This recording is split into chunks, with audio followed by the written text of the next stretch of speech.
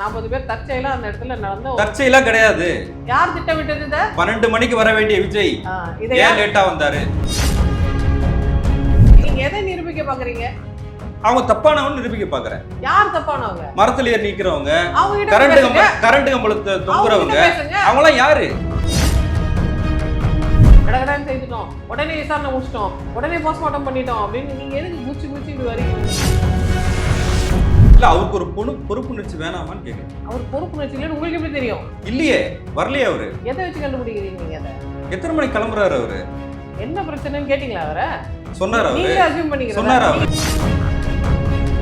இது தலைமை பண்பா இது. நீங்க விஜயோட இது தலைமை பண்பா. என்ன பேச விட மாட்டேன்றீங்க. அவருக்காக வந்த கூட்டம் அது. ஆமா. அவர் என்ன ரெஸ்பாண்ட் பண்ணிருக்காரு இது வரைக்கும்? இன்னும் ரெஸ்பாண்ட் பண்ணுவாரா? எப்போ பண்ணுவாரு? எல்லாம் அடக்கம் பண்ண பிறகு. நீங்க சொல்றதே நாங்களும் சொல்லணுமா? அப்படின்னு இந்த ஃபேஷிஸ்ட் ரெசிம் நடக்குது. எல்லா விஷயத்துக்கும் கூடவே இருந்த புசியானது எங்க போனாரு? முடிச்சிடுறேன். நீங்க ரொம்ப ஆதரிச்சு பேசுனீங்கல்ல ஆதவ அர்ஜுனா, அவர் எங்க போனாரு? போலீஸ் தான் அவங்களுக்கு சொல்லியிருக்கு நீங்க இந்த இடத்துல இருக்காதீங்க. போலீஸ் தான் சொல்லிச்சு வண்டி ஏதோ நிறுத்துங்க. போலீஸ் தான் சொல்லிச்சு நீங்க சீக்கிரம் வரலனா அசம்பாவிதம் நடக்கும்னு. அப்ப வந்து போலீஸ் சொல்றதெல்லாம் நீங்க கேட்டீங்களா? இல்ல அந்த இடத்துல இருங்க. நீங்க ஒரு பக்கம் பிள்ளைய கிள்ளி விட்டுட்டு இன்னொரு பக்கம் தொட்டில் ஆட்டுறீங்களா? அந்த இடத்துல யாரை சர்வ் பண்றீங்க? இப்ப கல்வியில் சிறந்த தமிழ்நாடு விழாவை கூட ஷோ பண்றாங்க, ஷோகேஸ் காட்டுறாங்க. ஆமா, ஷோ தான் பண்ணாங்க. அதுல ஷோன்னு சொன்னா உங்களுக்கே சார் வலிக்குது. சில விஷயங்கள் ஜீர்ணிக்க கஷ்டமா தான் சார் இருக்கும். ஜீர்ணிக்க நீங்க ஒரு அரசியல் கட்சியில இருந்து ஒரு அரசியல் என்ன சொல்றது விசிறியா வந்து பேசுனீங்கன்னா இல்ல விசிறியும் கிடையாது, ஒரு வெங்காயமும் கிடையாது. நீங்க யாருக்காக பேசுறீங்க இப்போ? நீங்க மக்களுக்காக பேசுறீங்களா? மக்களுக்காக தான் பேசுறேன். நீங்க மக்களுக்காக. அந்த மக்கள் கூட யார் நின்னது? நீங்க மக்களுக்காக பேசல. அந்த மக்கள் கூட யார் நின்னது சொல்லுங்க.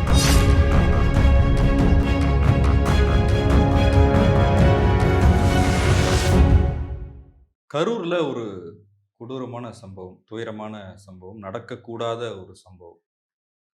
தாவேகா தலைவர் விஜய் வந்து மக்களை சந்திக்கிற அந்த நேரத்துல 41 பேர் வந்து அந்த கூட்ட நெரிசல்ல உயிரிழந்திருக்கிறாங்க. இன்னும் பலரும் சிகிச்சையில் இருக்கிறாங்க.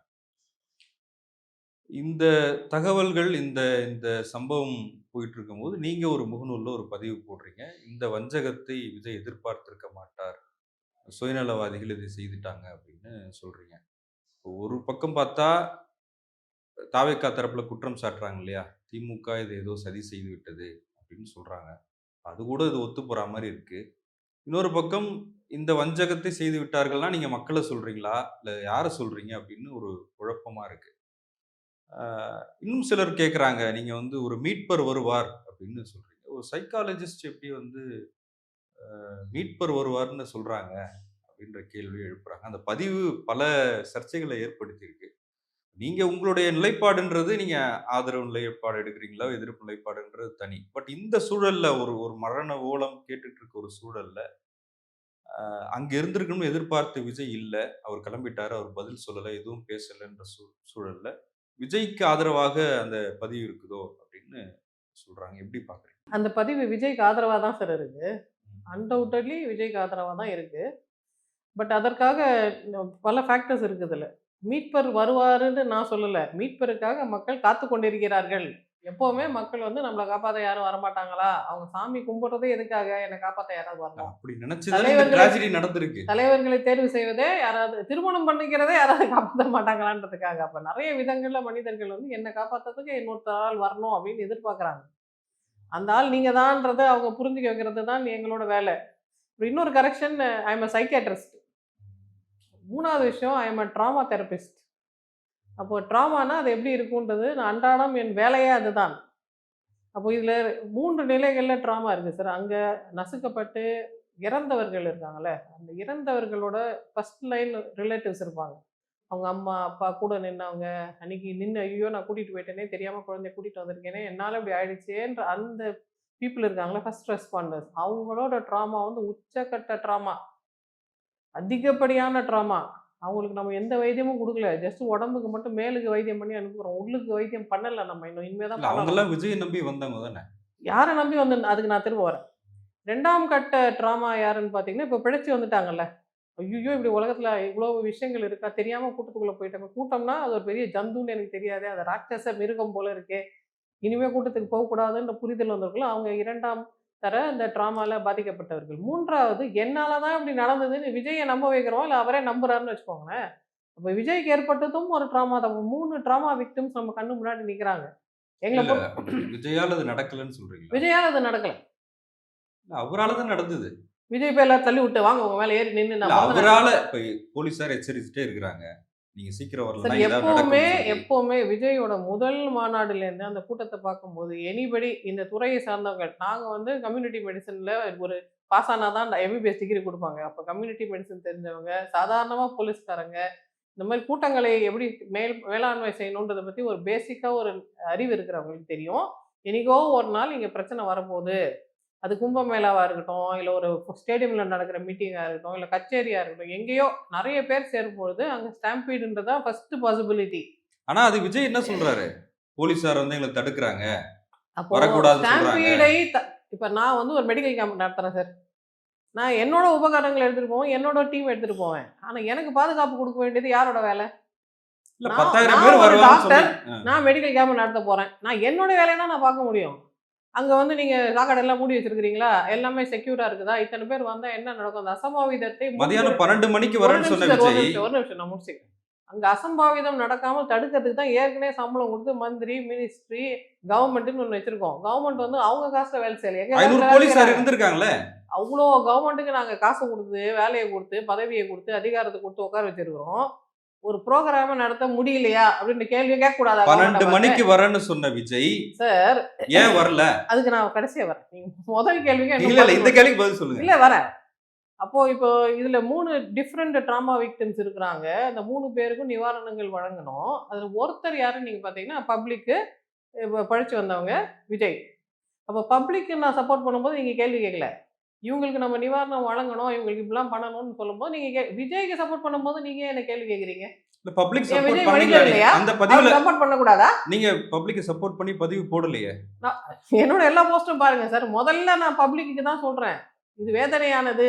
அவங்களுக்கு என்ன நான் வெறுமனே சோசியல் மீடியால போஸ்ட் போட்டுட்டு அப்படியே கை பெசஞ்சு உட்கார்ந்துட்டு இருக்க ஆள் இல்லல்ல. அதுக்கு என்ன பண்ணணுமோ அத எங்களோட டீம்ல அத பண்ண தானே வேணும். அப்ப கவர்ன்மெண்ட் பண்ணுதான்னு பார்ப்போம். கவர்ன்மெண்ட் பண்ணலன்னா நெக்ஸ்ட் நாங்க தான் பண்ணணும். கவர்மெண்ட் பண்ணலங்கிறீங்களா?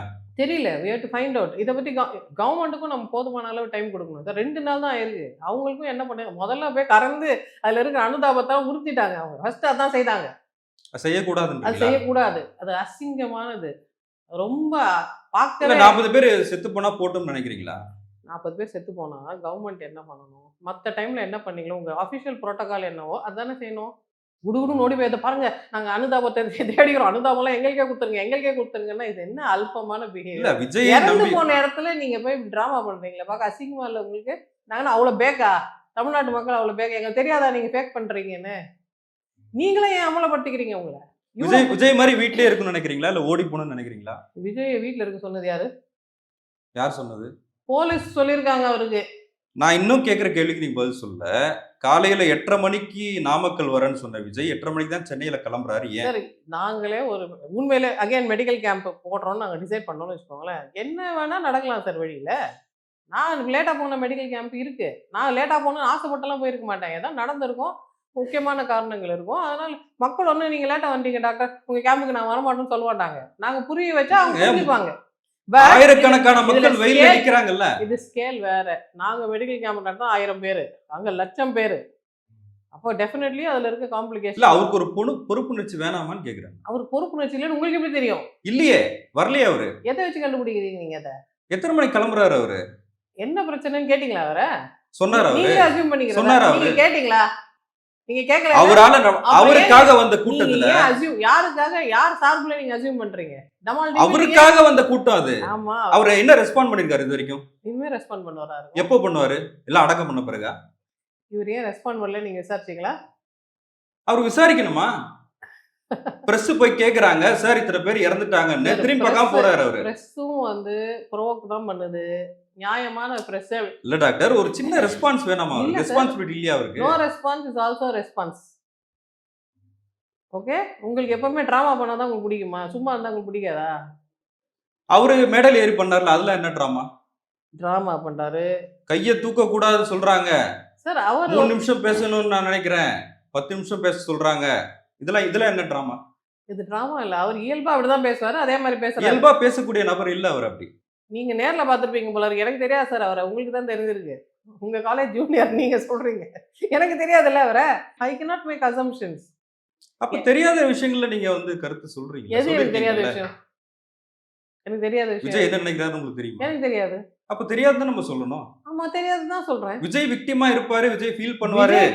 விஜய் விக்டிமா தான் இருக்கிறாரு. விஜய் இப்ப விக்டிமைஸ் செய்யப்படுகிறாருன்னு சொல்றதுக்கு நான் விஜயோட ஃப்ரெண்டா இருக்கணும்னு அவசியம் இல்ல. ஒரு மிஸ் பொது ஜனமா தொடர்ந்து மக்களை சந்திக்கிற நபரா இந்த மாதிரி இந்த துறை வல்லுனரா அதை பத்தி சொல்றதுக்கு எனக்கு அதிகாரம் இருக்குது. ரைட்? அந்த பர்சன் கிட்ட கேட்டு தான் இப்போ அந்த வீட்ல இந்த குழந்தைகள் இறந்த வீட்ல அந்த அம்மாவுக்கு ட்ராமா இருக்கும்னு நான் சொல்றேன்ல. எதை வச்சு சொல்றேன்? நான் போய் பேசணும் அந்த அம்மா கிட்ட இன்னும். இல்ல உனக்கு ஒரு பொறுப்புணர்ச்சி இருக்குப்பா. நீ ஏன் சீக்கிரமா வரல? உனக்காக இத்தனை பேர் வெயிட் பண்றாங்களே. போலீஸ் சொல்றாங்க வண்டி எப்ப எங்கே எப்ப எதை இப்ப இல்ல இப்ப எஃப்ஐஆர்ல என்ன சொல்றாங்கன்னா, நாங்கள் சொன்ன அட்வைஸ் கேட்கல விஜய்ன்னு சொல்லிருக்காங்க. வண்டி எங்கே நீங்க நிறுத்துங்க, நீங்க உள்ள நீங்க யார் சார்புல இந்த கேள்வி எல்லாம் கேக்குறீங்கன்னா அரசாங்கத்தின் சார்புல இந்த கேள்வி எல்லாம் கேக்குறீங்க. நான் யார் சார்புல உண்மைன்னு ஒண்ணு இருக்குல்ல டாக்டர். உண்மை தானா வெளியே வரும் சார். உண்மை என்பது ஒன்று இல்ல. உண்மை என்பது பலது. அது கொஞ்சம் கொஞ்சமா வெளியில உண்மை வரும். ஒன்றா தானே இருக்க முடியும். உண்மை பலதா இருக்க முடியும். பொய் தான் பலதா இருக்க முடியும். என்ன புதுசா உண்மையும் சொல்றீங்க? அது ஒரு ஜெயின கோட்பாடு சார். சரி. உண்மை என்பது ஒன்றல்ல பல. பெர்செப்ஷன்ஸ் இருக்கலாம். அவங்கவங்க பெர்செப்ஷன்ஸ்ல சில விஷயங்களை சொல்லலாம். அவங்கவங்களுக்கு அவங்கவங்க வாழ்க்கை தான் உண்மை சார். நீங்க நினைக்கிறது தான் உண்மையா இருக்கணும். நீங்க அடம் பிடிக்கிறது தான் ஃபேஷிசம். நீங்க சொல்றதே நாங்களும் சொல்லணுமா? அப்படின்னு இந்த ஃபேஷிஸ்ட் ரெசிமா நடக்குதுங்க. இல்ல உங்களுக்கு விருப்பப்பட்டதை நீங்க சொல்லுங்க. ஆனா இந்த துயரமான சூழல்ல இது துயரமான சூழ்நிலை தானே. ம். இப்ப விஜய் இப்ப வந்து வில்லன் ஆகுறதுனால உங்களுக்கு என்ன கிடைக்குது? விஜய் யார் வில்லன் ஆக்குனது? நீங்க தான் அவர் தான் பொறுப்பு இல்லாம போயிட்டாரு. அவர் பதிலே சொல்ல. அவர் லேட்டா வந்துட்டாரு. எதுக்கு அவரை பழி இல்ல சொல்றீங்க? நீங்க விஜய்க்கு ஆதரவான ஆதரவா பேசுறதுனால அந்த கேள்வி அங்க கேட்கிறேன். அவர் ஒரு ஃபர்ஸ்ட் ரெஸ்பாண்டர். அவரும் அங்க இருந்து அந்த சம்பவங்களை பார்த்திருக்காரு. அவரும் அங்க இருந்து ஃபர்ஸ்ட் அவரால முடிஞ்ச முதலுதவி செய்திருக்காரு. இங்க இப்படி பிரச்சனை நடந்திருக்கு. நம்மளும் அதுக்கு ஒரு விதத்துல காரணமாயிட்டோமேன்ற அந்த ஒரு குற்ற உணர்ச்சி அவருக்கே இருக்கும். அப்படி ஒரு ட்ராமால இருக்கிற மனிதர்கிட்ட என்ன பேசணும்ன்றது அது அந்த துறையை இல்ல சேர்ந்தவர் நீங்க நான். நிறைய முறையில தலைமை பண்பு பத்தி பேசுவீங்க இல்லையா? இல்ல இதை முடிச்சிடுறேன் சார். இது தலைமை விஜயோட பண்பா அது? நீங்க விஜயோட இது ட்ராமா தலைமை பண்பா? என்ன பேச விட மாட்டேன்றீங்க. இல்ல இது தலைமை நான் அதை பண்பா அது? பதிவு செய்கிறேன். நீங்க என் வாய் இல்ல அடங்குறீங்க. இது தலைமை என்ன பண்பான்னு பேச கேக்குறேன். I come to it. நீ பேச விட மாட்டேன்றீங்க. இந்த டாபிக் நான் பேசும்போது நீ டபக்கு டபக்குன்னு இல்ல இல்ல இல்ல சொல்லுங்க கஷ்டம் நீங்க. போடுறீங்க. இல்ல நீங்க நல்லா பேசுங்க. நீங்க என்ன பேசவே விடலன்றதை இல்ல பதிச்சுக்கிறேன். இல்ல இல்ல. நீங்க ரொம்ப நேரம் பேசுங்க. எவ்வளவு நேரம்னா பேசுங்க. ஸோ விஜயும் one of the trauma victims. சரி, அவருக்கு கொஞ்சம் டைம் அண்ட் ஸ்பேஸ் அண்ட் அவர் மனசு ஆறி வர்றதுக்கு கொஞ்சம் டைம் கொடுக்கணும். சரி. அவர் ஆறி வந்துட்ட பிறகு கை உடைஞ்ச பிறகு நீ ஏன் 4 பேர் தூக்கலன்னு எப்படி கேட்க முடியும்? அது ஆறின பிறகு தான் தூக்க முடியும். அதுக்கப்புறமா அவருக்கு தூக்க முடியல. இல்லைங்க நான் டோங்க போடுவேன். சரி விஜய் ஓகே ரைட்டு. தாவேக்கா நிர்வாகிகள் எங்க போனாங்க? சரி, எல்லா விஷயத்துக்கும் கூடவே இருந்த புசியானந்த் எங்க போனாரு? முடிச்சிடுறேன். நீங்க ரொம்ப ஆதரிச்சு பேசுனீங்கல்ல ஆதவ் அர்ஜுனா. அவர் எங்க போனாரு? ரொம்ப இன்டெலிஜென்ட் மேன் இல்ல அவரு. ஆமா இன்டெலிஜென்ட் அவர் எங்க போனாரு? நான் எனக்கு நேரடியா அவங்களோட டைரக்ட் கான்டாக்ட் இல்ல சார். அது எனக்கு தெரியும் டாக்டர். நான் கேட்ட வரைக்கும் அவங்க என்ன சொன்னாங்கன்னா, போலீஸ் தான் அவங்களுக்கு சொல்லியிருக்கு நீங்க இந்த இடத்துல இருக்காதீங்க. போலீஸ் தான் சொல்லியிருக்கு உங்க போன் எல்லாம் ஸ்விட்ச் ஆஃப் பண்ணிடுங்க. போலீஸ் தான் சொல்லுச்சு வண்டி ஏதோ நிறுத்துங்க. போலீஸ் தான் சொல்லுச்சு நீங்க போலீஸ் சீக்கிரம் வரலனா அசம்பாவிதம் நீங்க நடக்கும்னு. என்ன மம்மா அப்ப வந்து போலீஸ் சொல்றதெல்லாம் நீங்க கேட்டீங்களா? உங்களுக்கு ஒண்ணும் பிரச்சனை இல்ல சார். போலீஸ் வந்து உங்களுக்கு ஃப்ரெண்டா இருப்பாங்க. போலீஸ் எங்களை அடக்குது, என் வாயை போலீஸ் கிளறி எங்களை ஒடுக்குமுறை செய்கிறது எனக்கு நீங்க பேசுறீங்கல்ல. உத்தரவாதம் கொடுங்க. நான் போலீஸ்க்கு எதிரா பேசினேன் எனக்கு ஆபத்து வராது. நீங்க உத்தரவாதம் கொடுங்க நான் பேசுறேன். போலீஸ் வந்து உங்க நன்மைக்காக சொல்றேன். நாங்க சொல்றதை கேளுங்க. இப்ப இந்த பிரச்சனை ஆயிடுச்சு. கிளம்புங்கன்னு சொன்னா சரி நல்லது போல இருக்கு கேட்டுருவோம் அப்படின்னு தானே தோணும். அவர் சொல்லிட்டு ஒரு பக்கம் பத்தியா போயிட்டாருன்னு சொன்னா இல்ல இல்ல அந்த இடத்துல இருங்க. நீங்க ஒரு பக்கம் பிள்ளைய கிள்ளி விட்டுட்டு இன்னொரு பக்கம் தொட்டில் ஆட்டுறீங்களா? அந்த இடத்துல அப்ப யாரை சர்வ் பண்றீங்க அந்த நீங்க? இடத்துல இருக்க வேணாம்னு போலீஸ் சொன்னதை விஜய் கேட்டிருக்காருல்ல. அவங்க சென்னைக்கு அப்போ சொன்னாங்க. போலீஸ் என்கிட்ட சொல்லல சார். அவர்கிட்ட சொன்னாங்க. அவர் வரும்போது நீங்க கேட்டுக்கலாம். சென்னைக்கே போயிடுங்க என்ன அப்படின்னு சொன்னாங்க. சொன்னாங்கன்னு உங்களுக்கும் தெரியாது எனக்கும் தெரியாது. நீங்க அசியூம் பண்றீங்க. இப்ப நான் தலைமை பண்புக்கு வரேன் சொல்லுங்க. தலைமை பண்புன்னு ஒண்ணு சொன்னீங்கல்ல. எது தலைமை பண்பு? அங்க கான்ஸ்பிகஸ் அனுதாபம் அங்க இருக்குது சார். நீங்க அள்ளி எடுத்து போடுங்க. எல்லா அனுதாபம் எங்களுக்கே கொடுத்துருங்க. நாங்க தான் நல்லவங்க. பாத்தீங்களா நாங்க ஓடி வந்தோம். கடகடான்னு செய்துட்டோம். உடனே விசாரணை முடிச்சிட்டோம். உடனே போஸ்ட்மார்ட்டம் பண்ணிட்டோம் அப்படின்னு நீங்க எதுக்கு குச்சி இப்படி வரீங்க? முதிர்கட்ட வரக்கூடாதுன்றீங்களான்ற நான். வேற யாருக்கு ரெஸ்பான்சிபிலிட்டி நார்மல் இருக்கு? ஸ்பீடு வேற யாருக்கு ரெஸ்பான்சிபிலிட்டி இருக்கு? மத்த விஷயங்களை நீங்க என்ன ஸ்பீடுல செய்வீங்க? இந்த விஷயம் என்ன ஸ்பீட்ல செய்வீங்கன்னு பொதுமக்களுக்கு தெரியாதா சார்? ஸ்பீடா செய்ய வேண்டாங்க, பொறுமையா வாங்கன்னு சொல்றீங்களா? இயல்பாவே இருங்க. ஏன் மிகையா நடந்துக்கிறீங்க? இயல்பா தானே இருந்தாங்க. எதை எஸ்டாப்ளிஷ்மெண்ட் நீங்க யாருக்காக பேசுறீங்க இப்போ? நீங்க மக்களுக்காக பேசுறீங்களா? மக்களுக்காக தான் பேசுறேன். நீங்க மக்களுக்காக அந்த மக்கள் கூட யார் நின்னது? நீங்க மக்களுக்காக பேசல. அந்த மக்கள் கூட யார் நின்னது சொல்லுங்க. அந்த மக்கள் கூட நிக்கிறதுக்கு தான் நாங்க சம்பளம் கொடுக்குறோம். சரி. அது செய்யறதுக்காக நாங்க அதை செய்தா நீங்க டிராமான்னு இல்ல சொல்றீங்களா? கரெக்டா செய்யுங்க. டிராமாட்டிக்கா செய்யாது. ஓகே நீங்க எப்படி செய்வீங்க, எது செய்வீங்கன்னு உங்களோட ஸ்பீடு, ரிதம் இதெல்லாம் ஒரு அசம்ப்ஷன் டாக்டர். நம்மளா அதை முடிவு மேபி பண்ணிக்கலாம். இதெல்லாம் மேபி ஒரு அசம்ப்ஷன் தானே. மேபி நீங்க அஸ்யூம் இப்ப பண்றீங்க, நீங்க நானும் சொன்னீங்க அஸ்யூம் இல்லையா, பண்றேன். உண்மை பல வகையில இருக்கும்னு. எது உண்மைன்னு யாருக்கு தெரியும்? அதனால தான் பப்ளிக்கோட பெர்செப்ஷன் முக்கியம். இப்ப பப்ளிக் வந்து இத்தனை நபர், அத்தனை உண்மைகள் இருக்கு. அத்தனை பேர் நாங்க அத பார்க்குறோம். பொதுவா எங்களுக்கு தோணும்ல, ஒரு கூட்டு உண்மை. அதுதான் எங்கள பொறுத்தவரைக்கும் உண்மை. இல்ல இப்ப அந்த பொதுக்கூட்டத்துக்கு வருவோம். தாவேக்கா தொண்டர்கள், நிர்வாகிகள் அவங்களுக்கு தெரியாதா? இத்தனை மணிக்கு காலையில 5 மணிக்கு கொடிய தூக்கிட்டு போறாங்க சின்ன பசங்க. தளபதி வந்துருவாருன்னு. அத ரிப்போர்ட் பண்ண மாட்டாங்களா? சொல்ல மாட்டாங்களா? அவங்க தலைவருக்கு தெரியாதா? அங்க நடந்த அந்த கூட்ட மேலாண்மையில நெறைய தவறுகள் இருக்கு. அது நம்ம தனி டாபிக்கா பேசலாம். இன்னைக்கு நம்ம விஜய பத்தி மட்டும் பேசி முடிச்சுட்டு இந்த டாபிக் நான் திரும்ப இல்ல, வந்து இல்ல, இல்ல. நான் அத பத்தி அந்த பேசுறேன். கூட்டத்துக்கு வந்த மக்கள் மனநிலை என்ன?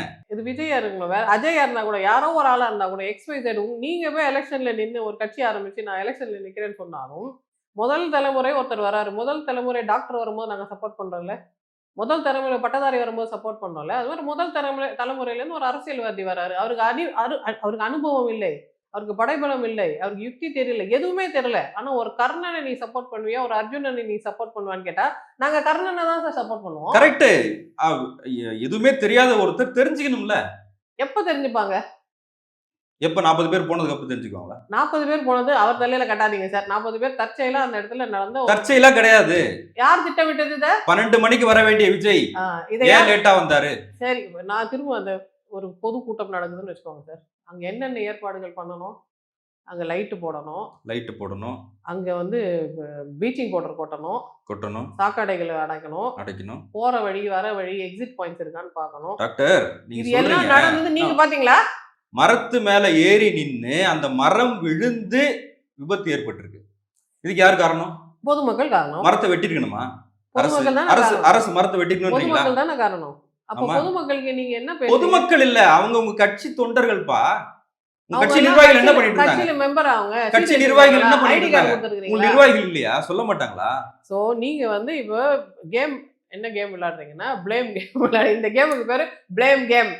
இல்ல இல்ல, விஜய் வந்து பொறுப்பற்றவரு, அவருக்கு மக்கள் மேல அக்கறை இல்ல, அவரோட ஆட்கள் எல்லாம் வந்து கொஞ்சம் கூட பொறுப்பு இல்லாதவங்க, அவங்க மேலே தப்பு, யார் விக்டிமோ அவங்களே குற்றவாளிகள்னு சொல்லி நீங்க எதை நிரூபிக்க பாக்குறீங்க? அவங்க தப்பானவன்னு நிரூபிக்க பாக்குறேன். யார் தப்பானவங்க? மரத்துல ஏறி நிக்கிறவங்க, அவங்க கிட்ட பேசுங்க. கரண்ட் கம்பளத்தை அவங்க தொங்குறவங்க, கிட்ட பேசுங்க. அவங்க எல்லாம் யாரு? சரி, அவங்க கிட்ட இப்ப நீங்க பேசுங்க, நான் பேசிக்கிறேன். சரியா? நீங்க பேச மாட்டேறீங்க. நீங்க கேள்வி மட்டும் கேக்குறீங்க. இப்போ நம்ம முக்கியமான விஷயம் நம்ம பேச வேண்டியதா இருக்கு. இந்த மிஸ்டர் பொதுஜனம், இந்த சின்ன பொதுஜனம் இருக்கிறாங்களே, அந்த விடலை வயது பையன்கள் கிட்ட, பெண்கள் கிட்ட, அண்ட் வளர்ந்த குழந்தையெல்லாம் கூட்டிட்டு வந்தாங்களே மீட்டிங்க்கு, அந்த பெண்கள் கிட்ட நம்ம பேசணும். முதல் விஷயம் அந்த பெண்கள் கிட்ட நம்ம சொல்றது என்னன்னா, நாங்க உங்களை ஷேம் பண்ணவே விரும்பல. உங்க மேல குற்றம் சுமத்துறது, நீங்க தான் தப்பு பண்ணிட்டீங்க, உங்களால தான் இது நடந்ததுன்னு சொல்ல நாங்க விரும்பல. ஆனா அதுல ஒரு சிறு உண்மை இருக்கு. ஒரு கூட்டம் நடக்கும்போது கர்ப்பிணி பெண்கள் வராதேன்னு ஏன் சொல்றாங்க? எந்த கூட்டம் நடந்தாலும் கூட்டம்ன்றது ஒரு பெரிய ராட்சச மிருகம் மாதிரி. அது திடீர்னு நம்மள கடிச்சு சாப்பிட்டுரும். அது கும்பமேளாவுக்கு போனாலும் சரி, எங்க போனாலும் சரி, நீங்க பார்த்தீங்கன்னா கூட்டம்ன்றது ரொம்ப ஆபத்தான ஒரு இடம். ஆனா கூட்டத்தை சரியாக நிர்வாகம் பண்றதுக்கு ஒரு உதாரணம் சொல்லணும்னா சார், மெக்கா போனீங்கன்னா அவங்க அவ்வளோ கூட்டம் இருக்கும். லட்சமான மக்கள் இருப்பாங்க. ஆனா கரெக்ட்டா அவங்க சொல்லுவாங்க, இந்த டைரக்ஷன்ல தான் போணும், இந்த டைரக்ஷன்ல போகக்கூடாது. இந்த பக்கம் போயிட்டு இந்த பக்கம் வெளில வந்துடணும்னு அந்த கூட்ட மேலாண்மையை அவங்க சிறப்பா செய்வாங்க. அப்படி செய்தா மட்டும் தான் அங்க அத்தனை கோடி மனிதர்கள், அத்தனை ஊர்கள்லேருந்து வந்து நிம்மதியா அவங்க பிரேயர்ஸை முடிச்சுட்டு போக முடியுது. அப்ப கூட்டம்ன்றது ரொம்ப ஆபத்தான ஒரு விஷயம். அப்ப கூட்டத்துக்கு சில ரூல்ஸ் இருக்கு. பெண்கள் போகக்கூடாது, வயதானவர்கள் போகக்கூடாது, கை குழந்தைகளை கூட்டிட்டு வரக்கூடாது, சின்ன பசங்களை கூட்டிட்டு வரக்கூடாதுன்னா, கூட்டம்னாலே எங்களுக்கு முதல் பயம் இந்த மாதிரி ஸ்டாம்பீடு நடக்கும். நம்மள ஏறி மிதிச்சு நசுக்கி ஆளுக்கு மேல ஆளு மிதிச்சு புதைச்சிருவாங்கன்றது தான் அதுல இருக்கிற, அதை நான் அப்பட்டமா சொல்றதுக்கு காரணம், இது அவ்வளவு முக்கியமான ஒரு விஷயம். இதை நாங்க சொல்லும்போது நீங்க லேசா லேசா எடுத்துக்கிறீங்க. நிரூபணமான பிறகாவது புரிஞ்சுக்கோங்க, இது ரொம்ப ரொம்ப ஆபத்தான ஒரு விஷயம். இப்ப பெண்கள் அவங்களோட இந்த அல்ப சந்தோஷத்துக்காக, விஜயோட நான் செல்ஃபி எடுத்துட்டேனே, நான் விஜயை நேர்ல பார்த்துட்டேனே, விஜயை பார்த்துட்டேனேன்ற ஒரே காரணத்துக்காக நீங்க எடுத்த ரிஸ்க், நீங்க இவ்வளோ விரும்புற விஜயே ஆபத்துல தள்ளிடுச்சு பாருங்க. என் தப்பு இல்லைங்க, நான் தற்செயலா இந்த பக்கம் வந்தேன், இப்படி பண்ணிட்டீங்களேன்னு விஜய் உங்களை நேரடியா கேட்க தற்செயலா மாட்டாரு. வரல அவரு. அவர் லேட்டா வந்ததுனால இந்த பிரச்சனை வந்துருச்சு, இப்படி தற்செயலா இப்படி ஆயிடுச்சுன்னு இல்ல விஜய் நேரடியா வந்து உங்ககிட்ட மன்னிப்பு கேட்க முடியாது. நீங்களும் போய் விஜய் கிட்ட, சார் தெரியாம நாங்க வந்துட்டோம், அதனால உங்களுக்கு பிரச்சனை ஆயிடுச்சு, சாரிங்கன்னு நீங்க கேட்க முடியாது.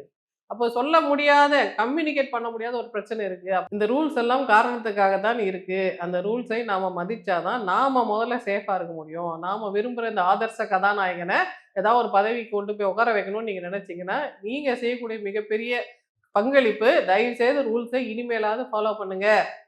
இனிமேலும் அவரு மீட்டிங்க்கு வந்தாருன்னா, திரும்ப இதே மாரி குரங்காட்டம்லாம் பண்ணோம்னா, அவர் எப்படி திரும்ப திரும்ப மீட்டிங் நடத்துவார்? இதே மாரி பிரச்சனை திரும்ப வராதுன்னு உத்தரவாதம் இப்ப குடுக்கணும் தானே! அப்ப பொதுமக்களோட பங்கு என்ன அதுல?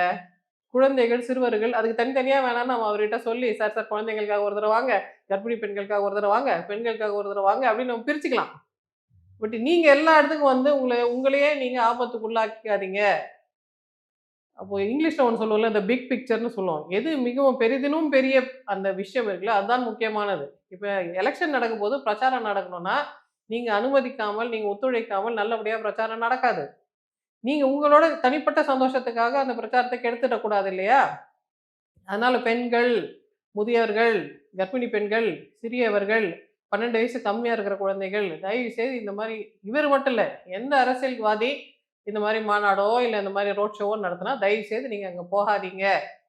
எந்த அரசியல்வாதியும் அவங்க ஆட்சிக்கு வந்துட்ட பிறகு உங்களுக்காக ஸ்பெஷல் ஷோ ஒண்ணு போட சொல்லலாம். அது கேட்கறதுக்கு நமக்கு உரிமை இருக்கு. ஆனா இதுல நானும் போவேன், நானும் போவேன்னு சொல்லி கூட்டத்த அதிகப்படுத்தும்போது, தேவையில்லாத இந்த மாரி பிரச்சனைகள் வருது.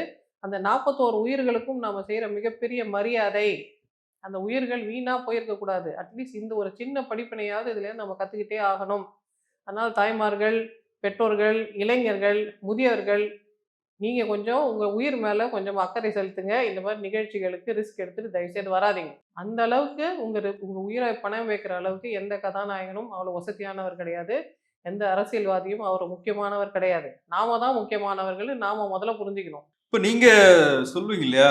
"ஒரு உயிரை விட உலகத்தில் எதுவும் பெருசு இல்ல" அப்படின்னு நம்ம பலமுறை பேசியிருக்கிறோம்.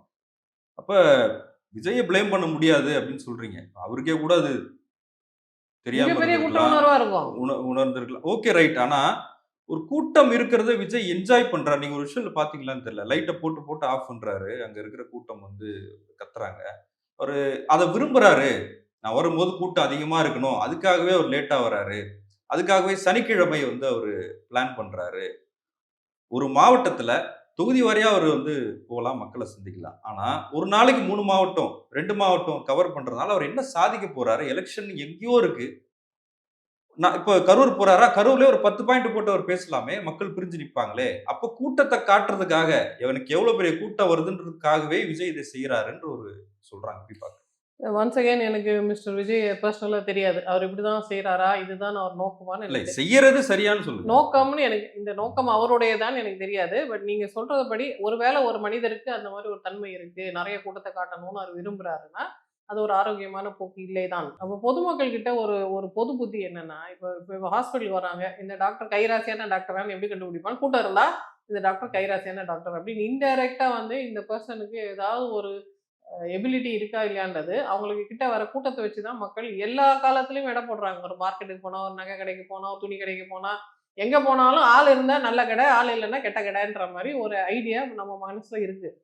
இது ஒரு விஷயம். 2வது விஷயம், பொதுமக்களுக்கு அவங்களோட அன்றாட வாழ்க்கையில எந்த விதமான பெரிய இந்த மாரி எழுச்சிமிகு சம்பவங்கள் நடக்கறதில்ல. ஒரு கோயில்ல ஒரு திருவிழா, ஒரு கோயில்ல ஒரு விசேஷம், இல்ல ஒரு கும்பமேளா, இது மாரி யாராவது நடிகர் வந்தாரு, இல்ல ஏதாவது ஷூட்டிங் நடக்குது. அந்த மாரி ஏதாவது அதிசயமான சம்பவங்கள் நடக்கும்போது, ஒரு பெரிய அதிசய மிருகத்த பார்க்குற மாரி, ஆக்சுவலி அது விஜயா இருக்கணும்னு கூட அவசியம் இல்ல. புதுசா ஒரு மிருகம் வந்து இறங்கி இருக்குதுங்கன்னு சொன்னா கூட வந்து பார்த்துருப்பாங்க. இவ்ளோ பேர் வந்து பார்த்துருக்க மாட்டாங்க. ஆனா குறைந்த பட்சம் சில பேர் வந்து பார்ப்பாங்க. அப்ப அவங்களுக்கு ஒரு எக்ஸைட்மென்ட் வேணும். ஒரு கியூரியாசிட்டி ஃபேக்டர் வேணுன்றதுனால, இந்த மாரி அவங்களுக்கு ஒரு தேவை இருக்கு. திடீர்னு இந்த மாரி சம்பவங்கள் நடக்குது. சம்மந்தப்பட்ட நபருக்கும் இப்ப பொலிட்டிக்கல் ராலிஸ் கூட நீங்க பார்த்தீங்கன்னா, ஏதாவது ஒரு பொலிட்டிக்கல் பார்ட்டிய இன்சல்ட் பண்ணணும்னா அவங்க என்ன சொல்லுவாங்க, "அவரு வெறும் சேர் கிட்ட பேசிட்டு வந்தாரு. மனுஷங்களே இல்ல. இது பாருங்க இத்தன சேர் இருந்ததுன்னு" எந்த கட்சிய பத்தியும் அவமானப்படுத்துறதுக்கும், அந்த கட்சியை சார்ந்தவர்கள் இப்படிதான் சொல்றாங்க. அப்ப தலைய காமிச்சா, தல கவுண்ட்ட காமிச்சா, அவங்க பவர்ஃபுல் அப்படின்றது பொது மனசுலயே எல்லார் மனசுலயும் இருக்கிற ஒரு ஐடியா இது. அப்போ இந்த கல்ச்சர்லேருந்து வந்த ஒரு மனிதருக்கு அந்த நம்பிக்கை இருக்கிறது ஆச்சரியமான விஷயம் இல்ல. ஆனா இந்த சம்பவத்துக்கு அப்புறமும் அந்த மாரி நம்பிக்கைய அவங்க கன்டின்யூ பண்ணாங்கன்னா, அது மோசமான ஒரு செயலா தான் இருக்கும். நீங்க தல எண்ணிக்கைய காட்டணும்னு நினைக்கிறதுக்காக எத்தன பேர நீங்க பலி குடுப்பீங்க? சாமிக்கே நாங்க பலி குடுக்கக்கூடாதுன்னு சொல்றோம். ஆசாமிகளுக்கு எப்படி பலி குடுக்க முடியும்? அப்படி குடுக்க முடியாது. மனித உயிர்ன்றது விலை மதிப்பற்றது. அது நம்ம எந்த காரணத்துக்காகவும் அத அவ்வளோ லேசா எடை போடக்கூடாது. விஜய்க்கு தலைமை பண்பு இருக்கு. எதை வச்சு நான் சொல்றேன்னா, அவர் அந்த அந்த அந்த இது மேல வெஹிக்கிள் மேல இருக்காரு. அங்க பிரச்சனை வருதுன்றத அவர் கவனிக்கிறாரு. கவனிச்சு இறங்கி குனிஞ்சு என்ன ஆச்சு? இந்த குழந்தைக்கு ஏதோ ஆயிடுச்சாம். இந்த தண்ணி குடுக்கட்டுமா? டாக்டர கூப்பிடுங்க. எல்லாத்தையும் அவரு தான் சொல்றாரு. சொல்றாரு. யூசுவலா இப்ப வேற யாராவது அரசியல் கட்சி தலைவர் அது மாரி மேடையில இருக்காருன்னு வச்சுக்கோங்களேன், அவங்களுக்கு ஒரு அல்லகை இருக்கும். அதான் இதெல்லாம் சொல்லும். இப்படி ஆச்சு, அப்படி ஆச்சு. அவரே அந்த பொசிஷனுக்கு இறங்கி வந்து, அவர் ஸ்பீச்ச நிறுத்திட்டு, இது என்ன ஆச்சுன்னு பாருங்க. நான் பேசி முடிக்கணும் இவ்வளோ பேர் வந்து நிக்கிறாங்க. எல்லாரும் என் மகிமைய பாருங்க, என் மகிமைய பாருங்கலாம் சொல்லல. எல்லா பிரச்சனைக்கும் உடனே உடனே ரியாக்ட் பண்றாரு. இப்படி ஆயிடுச்சு, இப்படி ஆயிடுச்சு. என்ன ஆச்சு, என்ன ஆச்சு, என்ன ஆச்சுன்னு கேட்கிறாரு. ஏதோ தவறா நடக்குதுன்றத உணர்ந்துட்டாரு. So he is very sensitive. உடனே அத ரிசீவ் பண்ணக்கூடிய தன்மை இருக்கிற ஒரு அரசியல் தலைவரா தான் இருக்கிறாரு.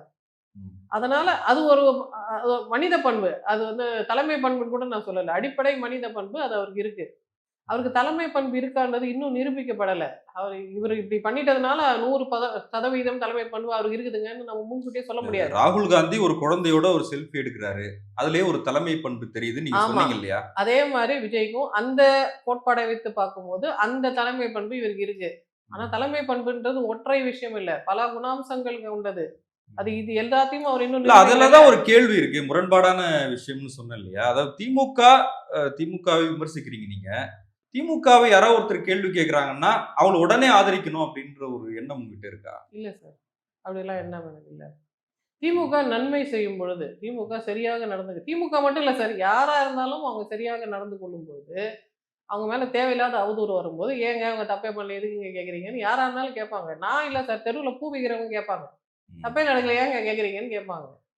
அவங்களுக்கு பூ விக்கிறவங்களுக்கு அந்த சர்க்கிள் ஆஃப் இன்ஃப்ளூயன்ஸ் அந்த இடத்துல உட்காந்து அவங்க கேட்பாங்க. எனக்கு வேற சர்க்கிள் ஆஃப் இன்ஃப்ளூயன்ஸ் இருக்கு. நான் கேட்க வேண்டிய இடத்துல கேட்கிறேன். அந்த பெண்ணுக்கு என்ன மனசாட்சி இருக்கோ, அதே தானே எனக்கும் இருக்கும். எனக்கு மட்டும் எப்படி வேற இருக்கும்? இல்ல அதான் கேட்கணும்னு நினைக்கிறேன் நானு. ஏன்னா இப்ப இப்ப ஒரு ஒரு நேரத்திலயும் வந்து பெண்களுக்கு சார் இந்த சமுதாயத்துல ரொம்ப முக்கியமான ஒரு பங்கு இருக்கு. அறத்தை காப்பாற்றுவதே பெண்கள் தான். ஒரு அம்மாவுக்கு 4 பசங்க இருக்காங்க, 10 பசங்க இருக்காங்கன்னு வச்சுக்கோங்களேன். மூத்தவன் வந்து இளையவன போய் கண்ட்ரோல் பண்றான், டாமினேட் பண்றான்னா, அம்மா சொல்லுவாங்க, "தம்பி அப்படி பண்ணாத, அண்ணன் அப்படி பண்ணாத, அவனுக்கு வச்சுட்டு சாப்பிடு. என்னது இது இப்படி பண்றீங்க?" அப்படின்னு கேட்கறது அம்மாவா தான் இருக்கும். ம். ஏன்னா எல்லாரும் சமமா நடத்துறது ஒரு தாயோட பண்பு. அதனால எல்லா வீட்லயும் பெண்கள் வந்து அறத்தை காப்பாத்துவாங்க, நிர்ணயிப்பாங்க. ஒரு பெண் அறம் மீறினால் அதுதான் சமுதாயத்துல பெரிய கேடாவே அமையும். அப்ப வீட்டிலேயே அறம் பேணுகிற பெண்கள் சமுதாயத்துல அறம் பேண மாட்டார்களா? எங்க பிரச்சனை வந்தாலும் அவையார் தான் வந்து கேட்பாங்க. அதான் என்னன்னா, இப்ப உதயநிதி மேல ஒரு விமர்சனம் வச்சீங்க. அவரு லகான் கோழி அப்படின்னு. ஆனா ராகுல் காந்திய நீங்க ஆதரிச்சீங்க. அவரு லகான் கோழியா உங்களுக்கு தெரியல. ஊழல் ஏன் ஏன் ராகுல் காந்தி முதல்ல வந்தாரு இல்லையா? முதல்ல அவர் ஃபர்ஸ்ட் வருஷம் வந்து அவருக்கு தெரியாம இருந்தபோது, ராகுல் காந்தி ரொம்ப சிறந்த தலைமை பண்பு வந்தவரு நான் சொல்லியிருக்க மாட்டேன். இத்தன வருஷம் அவர் சர்வீஸ் போட்டு, இத்தன டெஸ்ட்ஸ் அவர் அண்டர்கோ பண்ணி, இத்தனை அவர் நிரூபிச்சிட்ட பிறகு, இப்ப கூட அவருக்கு தலைமை பண்பு இல்லன்னு நான் சொன்னா, அதுல ஏதோ உட்கூத்து இருக்கு, வன்மம் இருக்கு. ஸோ அவங்க நிரூபிச்சிட்ட பிறகு தான், அவங்கள நம்ம தலைமை பண்பு உள்ளவர்கள், இல்லாதவர்கள்ன்னு சொல்றோம். ஈவன் விஜய் கூட இதுவரைக்கும் தலைமை பண்பு இருக்கு. எப்பவுமே இருக்கும்னு சொல்ல முடியாது. இல்லாம போனா, அத பாருங்க இந்த விஷயத்துல அவர் தலைமை பண்போட நடந்துக்கலன்னு நம்ம சொல்ல தான் போறோம். ஆனா அதுக்கு டெஸ்ட் கூட வைக்காம, அது இல்லன்னு நானே சொல்வேன் அப்படின்னு சொல்றதுக்கு யாருக்கு அதிகாரம் இருக்கு? அதுக்கான டெஸ்ட்டே பண்ணலையே! ம், ம். ஆனா உதயநிதிக்கு பல டைம்ல டெஸ்ட் நடந்திருக்கு. உதயநிதியோட சாய்ஸ் எல்லாம் பாருங்க சார். அவர் வளர்க்கப்பட்ட விதம், அவர எப்படி லீடர்ஷிப்குள்ள கொண்டு வந்த விதம், எல்லாமே பேக் டோர். இல்ல அப்ப விஜய்க்கு அது சொல்லலாமே. அவங்க அப்பா சொல்றாருல்ல. அவங்க அப்பாவுடைய அவங்க கனவு அப்பா பொலிட்டீஷியன். முதலமைச்சர் ஆக்கணும்ன்ற கனவு எல்லா இருக்குல்ல. அப்பாக்கும் தன் குழந்தையை அவையத்தில் முந்தி இருக்க செய்யணும் ஒரு கனவு இருக்கணும் சார். அப்பதான் அந்த அப்பா ஒரு 10 படம் அவங்க பையனுக்காக எடுத்திருக்காரு செலவு பண்ணி. எடுக்கட்டும். அவங்க அப்ப அப்பா விஜய் மட்டும் எப்படி ஃப்ரண்ட் டோர்ல வந்தாருன்னு சொல்றீங்க? அதற்கப்புறம் அவங்க அப்பாவோட காசுலயே தான் அவங்க அப்பாவுக்கும் அவருக்கும் பேச்சுவார்த்தை கூட இல்லன்னு சொல்லிக்கிறாங்க. அவர் சொந்த உழைப்புல முன்னேறி வந்தவர்ன்ற அந்த கிரெடிட் அவருக்கு எப்பவுமே இருக்கு. இப்போ இப்போ ஒரு ஒரு தமிழ் தாயே நேர்ல வராங்கன்னு வச்சுக்கோங்க. 2 புதல்வர்கள் இருக்காங்க. ஒருத்தர் வந்து உதயநிதி, ஒருத்தர் வந்து விஜய்ன்னு வச்சுக்கோங்களேன். தமிழ் தாய் யார தேர்ந்தெடுப்பாள்?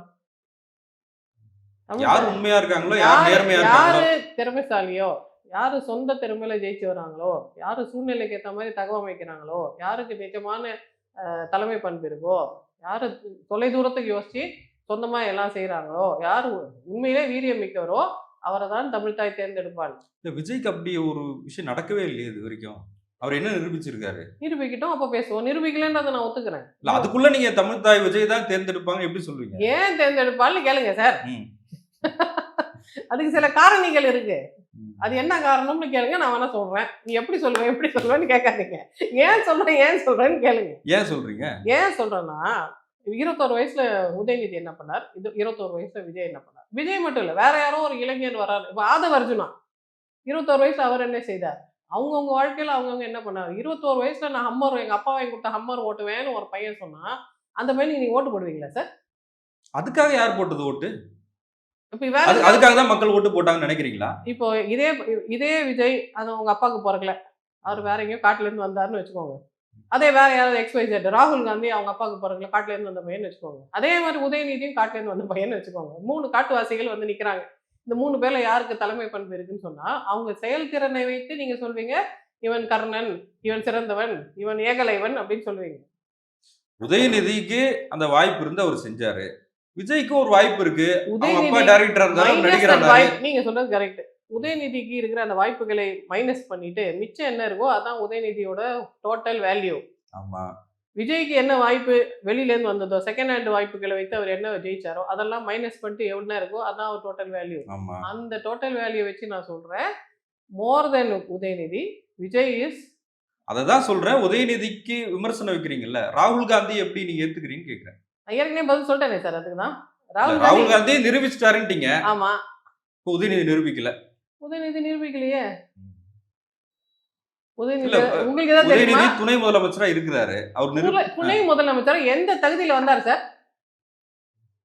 சரி, இன்னொரு கேள்வி நான் கேட்கறேன். கட்சி முடிவு எடுத்தாங்க. ஓகே, இப்படி சொல்லிக்கோங்க. இது ஒரு சாக்கு உங்களுக்கு. கட்சியில இருக்கிறவங்க அடிமைகள் அப்படிதான் முடிவு எடுப்பாங்க. சரி, இன்னொரு கேள்வி கேட்கறேன். ராகுல் காந்தி கூட இருக்கவங்க யாரும் இருங்க சார், கேக்குறேன். இருங்க சார். ராகுல் காந்தி விடுங்க சார், இருங்க சார். நான் உங்களுக்கு ஒரு கேள்வி கேட்கறேன். இப்போ புது எலெக்ஷன், இந்த எலெக்ஷன் நடக்குது.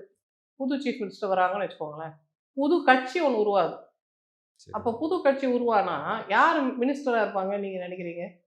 புது கட்சி புது கட்சி ஜெயிச்சு அரசியல்ல இப்போ முதல் தடவையா அவங்க அரியணை ஏறி அவங்க ஒரு ஆட்சி அமைக்கிறாங்கன்னா சரி. முதல் தலைமுறை அரசியல்வாதிகள் உருவாவாங்க. ஆமா. முதல் தலைமுறை அமைச்சர்கள் உருவாவாங்க. ஆமா. அவங்களுக்கு முன் அனுபவம் இருக்காது. இருக்காது. ஆனா எப்படி ஒரு ஒரு பிசினஸ் இப்ப நான் வெளிநாட்டுல போய் முதலீடு கொண்டாடுறேன் நம்ம சொல்றோம்ல, எது கொண்டாடுறாங்க? நம்ம ஏன் சந்தோஷப்படணும்? வேலை வாய்ப்பு கிடைக்கும், எங்க மக்களுக்கு வேலை வாய்ப்பு கிடைக்கும், எங்கள் வாழ்க்கை தரம் உயரும், இத்தனை பேருக்கு வேலை வாய்ப்பு கிடைக்கும். அதே மாதிரி ஒரு புது அரசியல் கட்சி வந்து புதுசா அரியணை ஏறும்போது அத்தனை பேருக்கு வேலை வாய்ப்பு கிடைக்கும். அந்த வாய்ப்பு யார் தடுத்தது? இப்ப முடிச்சிடுறேன் சார். இப்ப பழைய கட்சியே அரசியல் இருக்குதுன்னு வச்சுக்கோங்களேன், அவங்க திரும்ப ஜெயிச்சாங்கன்னு வச்சுக்கோங்களேன், யாருக்கு வேலை வாய்ப்பு கிடைக்கும்? அதான் டாக்டர், ஏற்கனவே மந்திரிகளோட பையன்களுக்கு செகண்ட், மூணாவது, நாலாவது நீங்க வைக்கிற விமர்சனம் தான் ஏத்துக்கிறேன். அதை யார் முடிவு செய்யுது? மக்கள். மக்கள் முடிவு பண்ணிட்டோம். நீங்க ஏன் தடுக்கிறீங்க? மக்கள் தானே முடிவு பண்ணி உதயநிதி வந்திருக்காரு. அதை ஏத்துக்க மாட்டீங்க. நீங்க அவ்வளவு வெகுளியா எலெக்ஷன்ல நிக்கலையா அவரு? ஜெயிக்கலையா அவரு? எலெக்ஷன்ல நின்னார் சார். எம்எல்ஏ வானாதானே துணை முதலமைச்சர் ஆக முடியும். ஆமா சார். இதை நடத்தவே முடியாதா இந்தியால எலெக்ஷன்லாம்? இப்ப எலெக்ஷன் எப்படி நடக்குதுன்னு இப்பதான் ராகுல் காந்தி சொல்லி ரொம்ப டு தி கோர் இருக்கு. அதாவது ஆமா, சில விஷயங்கள் ஜீர்ணிக்க கஷ்டமா தான் சார் இருக்கும். ஜீர்ணிக்க நீங்க ஒரு அரசியல் கட்சியில இருந்து ஒரு அரசியல் என்ன சொல்றது விசிறியா வந்து பேசுறீங்கன்னா இல்ல, விசிறியும் கிடையாது, ஒரு வெங்காயமும் கிடையாது. நான் நேர்மையா பேசுறேன். அப்படிதான் சொல்றீங்க. நிதர்சனமான உண்மைகளை யாராலும் உங்க கிட்ட இருக்கிற முரண்பாட கேக்குறேன் நானு. இது எனக்கு முரண்பாடாவே தெரியல சார். எங்க தரம் இருக்குதோ அதுக்கு மரியாதை. தானா உருவான தரத்துக்கு அதிகமான மரியாதை. தானா இயற்கையோட கோட்பாடு இதுதான். இயற்கையில the fittest shall survive. இல்ல, ரஜினிகாந்த் நீங்க அவரு சினிமால இருக்காரு, அவருக்கு என்ன தெரியும், அவர் வந்து என்ன பண்ண முடியும்னு கேக்குறீங்கல்ல. அதே சினிமால தானே விஜய் வராரு. ரஜினிகாந்த் நம்ம ஏன் சொன்னோம்னா, ரஜினிகாந்தோட திறமையை குறைச்சி மதிப்பிடல. அவர் வந்து RSS ஓட கைப்பாவை. அவரு பாஜகவோட B1 டீம் அப்படின்றதுனால நம்ம சொன்னோம். தனிப்பட்ட முறையில ரஜினிகாந்த் ஒரு ஃபெமினிஸ்ட், அவரு அந்த காலத்திலேயே புரட்சியாளர், அதெல்லாம் நம்ம பாராட்ட தானே செய்யறோம்.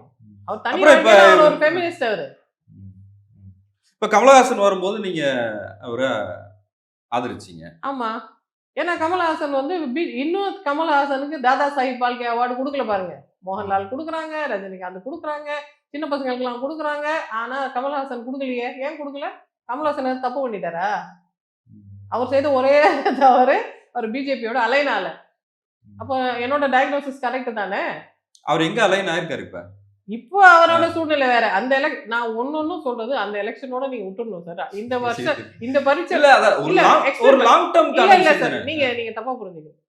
ஏன் 5 வருஷத்துக்கு ஒரு தடவை எலெக்ஷன் நடக்குது? 5 வருஷத்துக்கு ஒரு தடவை என் மனசை நான் மாத்திக்கலாம், எனக்கு உரிமை இருக்கு.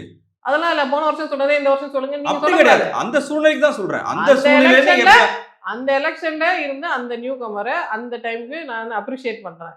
இந்த எலெக்ஷன்ல இருக்கிற நியூ கமரை அடுத்த வருஷம் அடுத்த எலெக்ஷன்ல வேற ஒரு புது நியூ கமர் வந்து அவங்கள கூட நான் அப்ரிஷியேட் பண்ணுவேன் சார். அப்ப ஜெனரிக்கா நம்மளோட பேசிக் ரூல் என்ன? ஒரு நியூ கமர்ன்றதுக்காக நீங்க மட்டம் தட்டாதீங்க. எல்லாருக்கும் ஈக்குவல் ஆப்பர்ச்சுனிட்டிஸ் குடுங்க. எல்லாருக்கும் ஃபேர் பிளேயிங் கிரவுண்ட் குடுங்கன்னு நாங்க கேட்கிறோம். அதெல்லாம் கிடையாது. அவங்க பரம்பரை வராங்க. அவங்களுக்கு எக்ஸ்ட்ரா மரியாதை குடுன்னா, இதுதான் ஃபேஷிசம். உங்களை யாரும் மரியாதை கொடுக்க இதுதான் சொல்லல. Dynastic politics. உங்க விமர்சன பார்வை வைக்கிறதுக்கு முழு சுதந்திரம் உங்களுக்கு இருக்கு. ஆனா ஒருத்தருக்கு வைக்கிற அளவுக்குள்ளேயே இன்னொருத்தர் வைக்க மாட்டீங்கன்னு கேக்குறேன். அதான் கேள்வி. இல்ல உங்களுக்கு ஏன் இன்னும் புரியலன்னு நான் என்ன சொல்றேன், பரம்பரையில இருந்து வர கிரெடிட்ஸ் நாங்க கணக்குல எடுத்துக்கல. இப்ப ராகுல் காந்தி பரம்பரையை எடுத்துடணும். அப்ப இருந்த அந்த கிரெடிட்ஸ நாங்க கணக்குல ராகுல் காந்தி ஏன் ஆதரிக்கணும்? அவரும் அந்த பரம்பரையில தானே வராரு. அவரே அதை ஒத்துக்கலையா சார்? ராகுல் காந்தி என்ன சொல்றாரு, நான் பிரைம் மினிஸ்டர் கேண்டிடேட்டா இருக்கக்கூடாது, என்னோட கனவே வந்து ஒரு தலித் பெண் பிரைம் மினிஸ்டர் வரணும் இந்தியாவுக்கு, அதற்காகத்தான் நான் உழைக்கிறேன்னு ராகுல் காந்தி சொல்றாரு. அது உண்மையிலே சொல்றாரு. அதனால நம்ம அவரை ஆதரிக்கிறோம். நானே தாங்க வருவேன்னு சொன்னா நான் ஏன் சார் ஒருவேளை ராகுல் காந்தியை செய்யலைன்னா என்ன பண்ணுவீங்க? அப்ப கேட்டுப்போம். அதான் 5 வருஷத்துக்கு ஒரு தடவை எலெக்ஷன் வருதுல்ல, அப்ப கேட்போம். எங்களுக்கு இருக்கிற அதிகாரமே அதுதான் சார். இப்ப நீங்க என்ன தப்பா புரிஞ்சு வச்சிருக்கீங்கன்னா, இந்த அடிமை மனப்பான்மை எங்கேருந்து வருது? அடிமையா இருக்கிறவங்களோட மனப்பான்மை எங்கேருந்து வருதுன்னா, நான் ஒரு தடவை ஒரு கட்சிக்கு விசுவாசம்னு அறிவிச்சிட்டேன்னா வாழ்க்கை ஃபுல்லா அந்த கட்சிக்கு தான் இருப்பேன்றது அது முட்டாள்தனம். எலெக்ஷன்றது எதுக்கு வருது? 5 வருஷத்துக்கு ஒரு தடவை நீ யோசிச்சுக்கப்பா. நடுவில் ஒரு பை எலெக்ஷன் வந்தாலும் இன்னொரு தடவை யோசிச்சுக்கோ. இருக்கிறதுல சிறந்த வேட்பாளர் யாரோ அவங்கள சூஸ் பண்ணுங்க அப்படின்றதுக்கு நமக்கு ஒரு சாய்ஸ், பவர் ஆஃப் சாய்ஸ் இருக்கு. அந்த பவர் ஆஃப் சாய்ஸ் நீங்க சுருக்குறீங்க. இல்ல அந்த பவர் ஆஃப் சாய்ஸ் எது? இப்ப சசிகலாவை நீங்க ஆதரிச்சீங்க. அவங்க ஊழல் செஞ்சுட்டு ஜெயிலுக்கு போயிட்டு வந்தவங்க எப்படி ஆதரிச்சீங்க சார்? அவங்க ஊழல் செய்துட்டு ஜெயிலுக்கு போன ஆதரிக்கல. நான் அவங்களுக்கு அது ஒரு பேசிக் குவாலிட்டியான்னு கேக்குறேன். நான் அவங்களுக்கு ஓட்டு போடுங்கலாம் நான் சொல்லல. இப்போ மக்கள் என்ன நினைக்கிறாங்கன்னா, நான் மேய்ப்பர்னு போட்டது விஜய் தான் மேய்ப்பர்னே. நான் ஒரு மேய்ப்பருக்காக மக்கள் தமிழ்நாடு கூட போடல. நான் மக்கள் காத்து கொண்டிருக்கிறார்கள். எல்லா ஊர்லயும் எல்லா மக்களும் ஏதோ ஒரு மேய்ப்பருக்காக காத்துட்டு தானே இருக்காங்க. நீங்க அது விஜயை சொன்னேன்னு எடுத்துக்கிறீங்க. அப்போ நீங்களே அசூம் பண்றீங்க. நான் சொல்லலையே. நீங்க தாங்க மேய்ப்பறதை காப்பாத்துக்கு நான் அப்படி சொல்லணும்னா நான் கரெக்டா அதை எக்ஸ்பிரஸ்டா விஜயை சிலுவையில் அறைந்துட்டாங்க. அது உண்மை. ஒரு மீட்பர் வருவாருன்னு மக்கள் வெயிட் பண்றாங்க. யாரை சொல்றீங்க? எப்பவுமே மக்கள் ஒரு மீட்பருக்காக டாக்டர் விஜய் சொல்லி அப்படிங்க. எவ்வளவு தூரம் டைம் வேஸ்ட் பண்ணீங்க? சிலுவையில் அறைஞ்சது யாரு? விஜய. அப்ப மீட்பர் எப்படி வருவாரு? ஒரு மீட்பர் தான் இருப்பாரா? நிறைய மீட்பர்கள் இருப்பாங்க சார் உலகத்துல. சசிகலா மேடம் பத்தி நீங்க கேட்ட கேள்வி என்னன்னா, அவங்களுக்கு தலைமை பண்பு இருக்கான்னு நீங்க கேட்டீங்க. அவங்க நெக்ஸ்ட் சீஃப் மினிஸ்டர் எல்லாம் நான் சொல்லல. அவங்களுக்கு ஓட்டு போடுங்கலாம் நான் சொல்லல. அவங்களுக்கு தலைமை பண்பு இருக்குன்னு நான் சொன்னேன். தலைமை பண்பு மிக்க பெண் அவங்கன்னு நான் சொன்னேன். எதனால அப்படி சொன்னேன்? நீங்க எப்பவுமே நான் ஏன் சொன்னேன்ற ஃபேக்டர் அனாலிசிஸ் பண்ண மாட்டேன்றீங்க. எப்படிங்க நீங்க இப்படி சொல்லலாம் அப்படின்னு கேக்குறீங்க. ஏன் கருத்து சுதந்திரத்தில் நீங்க தலையிடுறீங்க? இல்ல ஏன் சொல்றீங்க? ஃபேக்டர் அனாலிசிஸ் ஏன் சொல்றீங்க? அவங்க ஜெயலலிதா என்கிற ஒரு மிகப்பெரிய சக்தி வாய்ந்த பெண்ணோட right hand, left hand, centre hand எல்லாம் அவங்க தான். அவங்களோட மொத்த ஸ்கெடியூல், டைம் டேபிள், ஃபைனான்சஸ் எல்லாத்தையும் மேனேஜ் பண்ண அவங்க தான். அவ்வளோ நிர்வாக திறமை இருந்தவங்களுக்கு லீடர்ஷிப் கெபாசிட்டி இல்லைன்னு சொல்றீங்களா? கூட இருந்து ஊழல் செஞ்சது அவங்க தானே. ஊழல் செய்யறது கூட ஒரு லீடர்ஷிப் வேணும் சார். அது பாசிட்டிவா நெகட்டிவான்றது வேற. சரி, லீடர்ஷிப் குவாலிட்டின்னு ஒன்று இருக்கா இல்லையான்னு தானே நீங்க கேட்டீங்க. இருக்கு, நான் சொல்ல இப்பயும் அதான் சொல்றேன். அவங்களுக்கு லீடர்ஷிப் குவாலிட்டி இருக்கு. நிறைய பேருக்கு லீடர்ஷிப் குவாலிட்டி இருக்கு. அப்போ சுயம்புவாக முளைத்து லீடர்ஷிப் குவாலிட்டியோட இருக்கிறவங்கள நான் பாராட்டக்கூடாதுன்னு நீங்க ஏன் வாயை அடைக்கிறீங்க? அப்போ இவங்களுக்குலாம் ஓட்டு போட்டு எங்களை சீப்பர் ஸ்டாக்குங்கன்னு நான் சொல்லலை. ரேஸ்ல ஓடுற இத்தனை குதிரை, இந்த குதிரை இப்படி இருக்கு, சூப்பரா இருக்கு இந்த குதிரைன்னு சொன்னா அந்த குதிரை ஏன் சூப்பரா இருக்குன்னு சொன்னேன். ஏன் why can't we appreciate good specimen? அது நல்ல ஸ்பெசிமெனா இருக்குன்னா நாங்க பாராட்டக்கூடாதா? அது சொன்ன உடனே நீங்க இன்செக்யூர், ஐயோ எங்க ஸ்பெசிமென் தப்புன்னு சொல்றேன் அப்படின்னு நீங்க பயப்படுறீங்க. நான் எங்கேயுமே உதயநிதி பத்தி எதுவுமே பேசல சார். ஆனா நீங்க வந்து உதயநிதி சொல்றீங்க. இல்ல நீங்க பேசலாம் சொல்ல நிறைய பேசுறீங்க. முன்ன போன எலெக்ஷன்ல பேசினது இல்ல. இப்ப கல்வியில் சிறந்த தமிழ்நாடு விழாவை கூட ஷோ பண்றாங்க, ஷோகேஸ் காட்டுறாங்க. ஆமா, ஷோ தான் பண்ணாங்க. பண்ணத ஷோ தானே பண்ணுவாங்க. பண்ணட்டும். சொன்னா உங்களுக்கே சார் வலிக்குது. இல்ல அத வந்து நீங்க வந்து அது ஒரு டிராமா பண்றாங்க பாருங்கன்ற மாதிரி. டிராமா எல்லாம் சொல்லல. நான் சொல்லாத வார்த்தையெல்லாம் நீங்க உணர்ந்து கேக்குறீங்க சார். நான் என்ன சொன்னேன்? இல்ல அத நீங்க நான் என்ன சொன்னேன்? அத நீங்க பாசிட்டிவா சொல்லல. கல்வியில் சிறந்த தமிழ்நாடுன்னு பாரதியார் எந்த வருஷம் சொன்னாரு? பாரதியார் செத்து போய் 100 வருஷம் ஆயிடுச்சு. 100 வருஷத்துக்கு முன்னாடியே கல்வியில் சிறந்த தமிழ்நாடா நம்ம எப்படி இருந்தோம்? அதற்கான முழு கிரெடிட் யாருக்கு போனோம்னா கிறிஸ்துவ மிஷினரிகளுக்கு போனோம். சரி, கிறிஸ்துவ மிஷினரிகள் வந்து இங்க பள்ளிக்கூடம் திறந்ததுனால இங்க ஆண்களும் படித்தார்கள், பெண்களும் படித்தார்கள். திராவிட இயக்கத்தை தோற்றுவித்த டாக்டர் நடேசன், டாக்டர் நாயர் எல்லாம் எங்க படிச்சாங்க? மெட்ராஸ் மெடிக்கல் காலேஜ் படிச்சாங்க. ஆமா. மெட்ராஸ் மெடிக்கல் காலேஜ் யார் கட்டினது? பிரிட்டிஷ்காரன் கட்டினது. ஆமா. அவங்க சொல்லல கல்வியில் சிறந்த தமிழ்நாடு. ஆனா இன்னைக்கு புதிய கல்விக் கொள்கை யாரு கொண்டு வர்றது? அவங்கள ஏத்தி யாரு சண்டை போடுறது? சோ கல்வியில் சிறந்த தமிழ்நாடு தொன்று தொட்டு இது கல்வியில் சிறந்த தமிழ்நாடு ஆமா தான். டாக்டர். கடந்த 4 ஆண்டுகளா என்ன நடந்தது மட்டும் சொல்லுங்க. நீங்க என்ன பண்ணீங்கன்னு சொல்லுங்கன்னு சொன்னா 4 ஆண்டு நடந்தது தானே நீங்க சொல்லணும். 4 ஆண்டு நடந்ததுதான் சொன்னாங்க. 4 ஆண்டுல சிவகார்த்திகேயன் டிகிரி வாங்கினாரா? 4 சிவகார்த்திகேயன் அந்த ஆண்டுல கெஸ்டா பேசுறாருல என்ன இருக்கு? எத்தனை கெஸ்ட் சார்? சினிமாக்காரங்க தான் உங்களுக்கு கெஸ்டா வருவாங்களா? இல்ல நீதியரசர் சந்துரு பேசினாரு. ஒரே ஒரு நீதியரசர் கிரிக்கெட்டர் நடராஜன் வந்திருந்தாரு. வேற யார் இருக்காங்க? கல்வி இந்த 4 வருஷத்துல விழாவுக்கு வந்தவங்கள பேச சொல்றதுல என்ன இருக்கு? சோ அப்போ நீங்க வந்து இந்த கிளிட்ஸ் அண்ட் கிளாமர் இந்த உங்களுக்கு இல்லாத ஒரு அந்த என்ன சொல்லுது ஸ்டார் வேல்யூவை கடன் வாங்கி ஹையர் பண்ணி ஸ்டார் வேல்யூவை கொண்டாடுறீங்க. ஏன் கொண்டாடுறீங்க?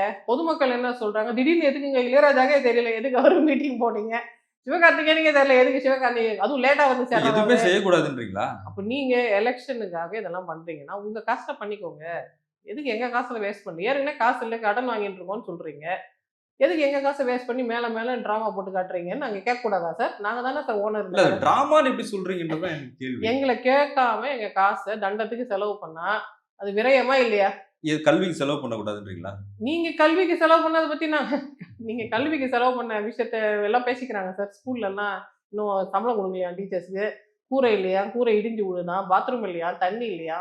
பெண் குழந்தைகளுக்கு அடிக்கடி யூரினரி ட்ராக்ட் இன்ஃபெக்ஷன் வரலாம். ஏன்னா பாத்ரூம் இல்லாதனால, யூரின் போக முடியாதனால, கழுவாதனால இல்ல அது குழந்தைங்க எந்த ஸ்கூல்னு எந்த சொல்லிட்டீங்கன்னா ஸ்கூல் எல்லா இல்ல அது முக்காவாசி எந்த ஸ்கூல்னு சொல்லிட்டீங்கன்னா அப்படியே நம்ம நான் டீடைல்ஸ் நடவடிக்கை எடுக்க நான் சொல்லிடலாம். டீடைல்ஸ் ஸோ பார்த்தீங்களா உங்களுக்கு அந்த கனெக்ஷன் இல்ல இருக்கு.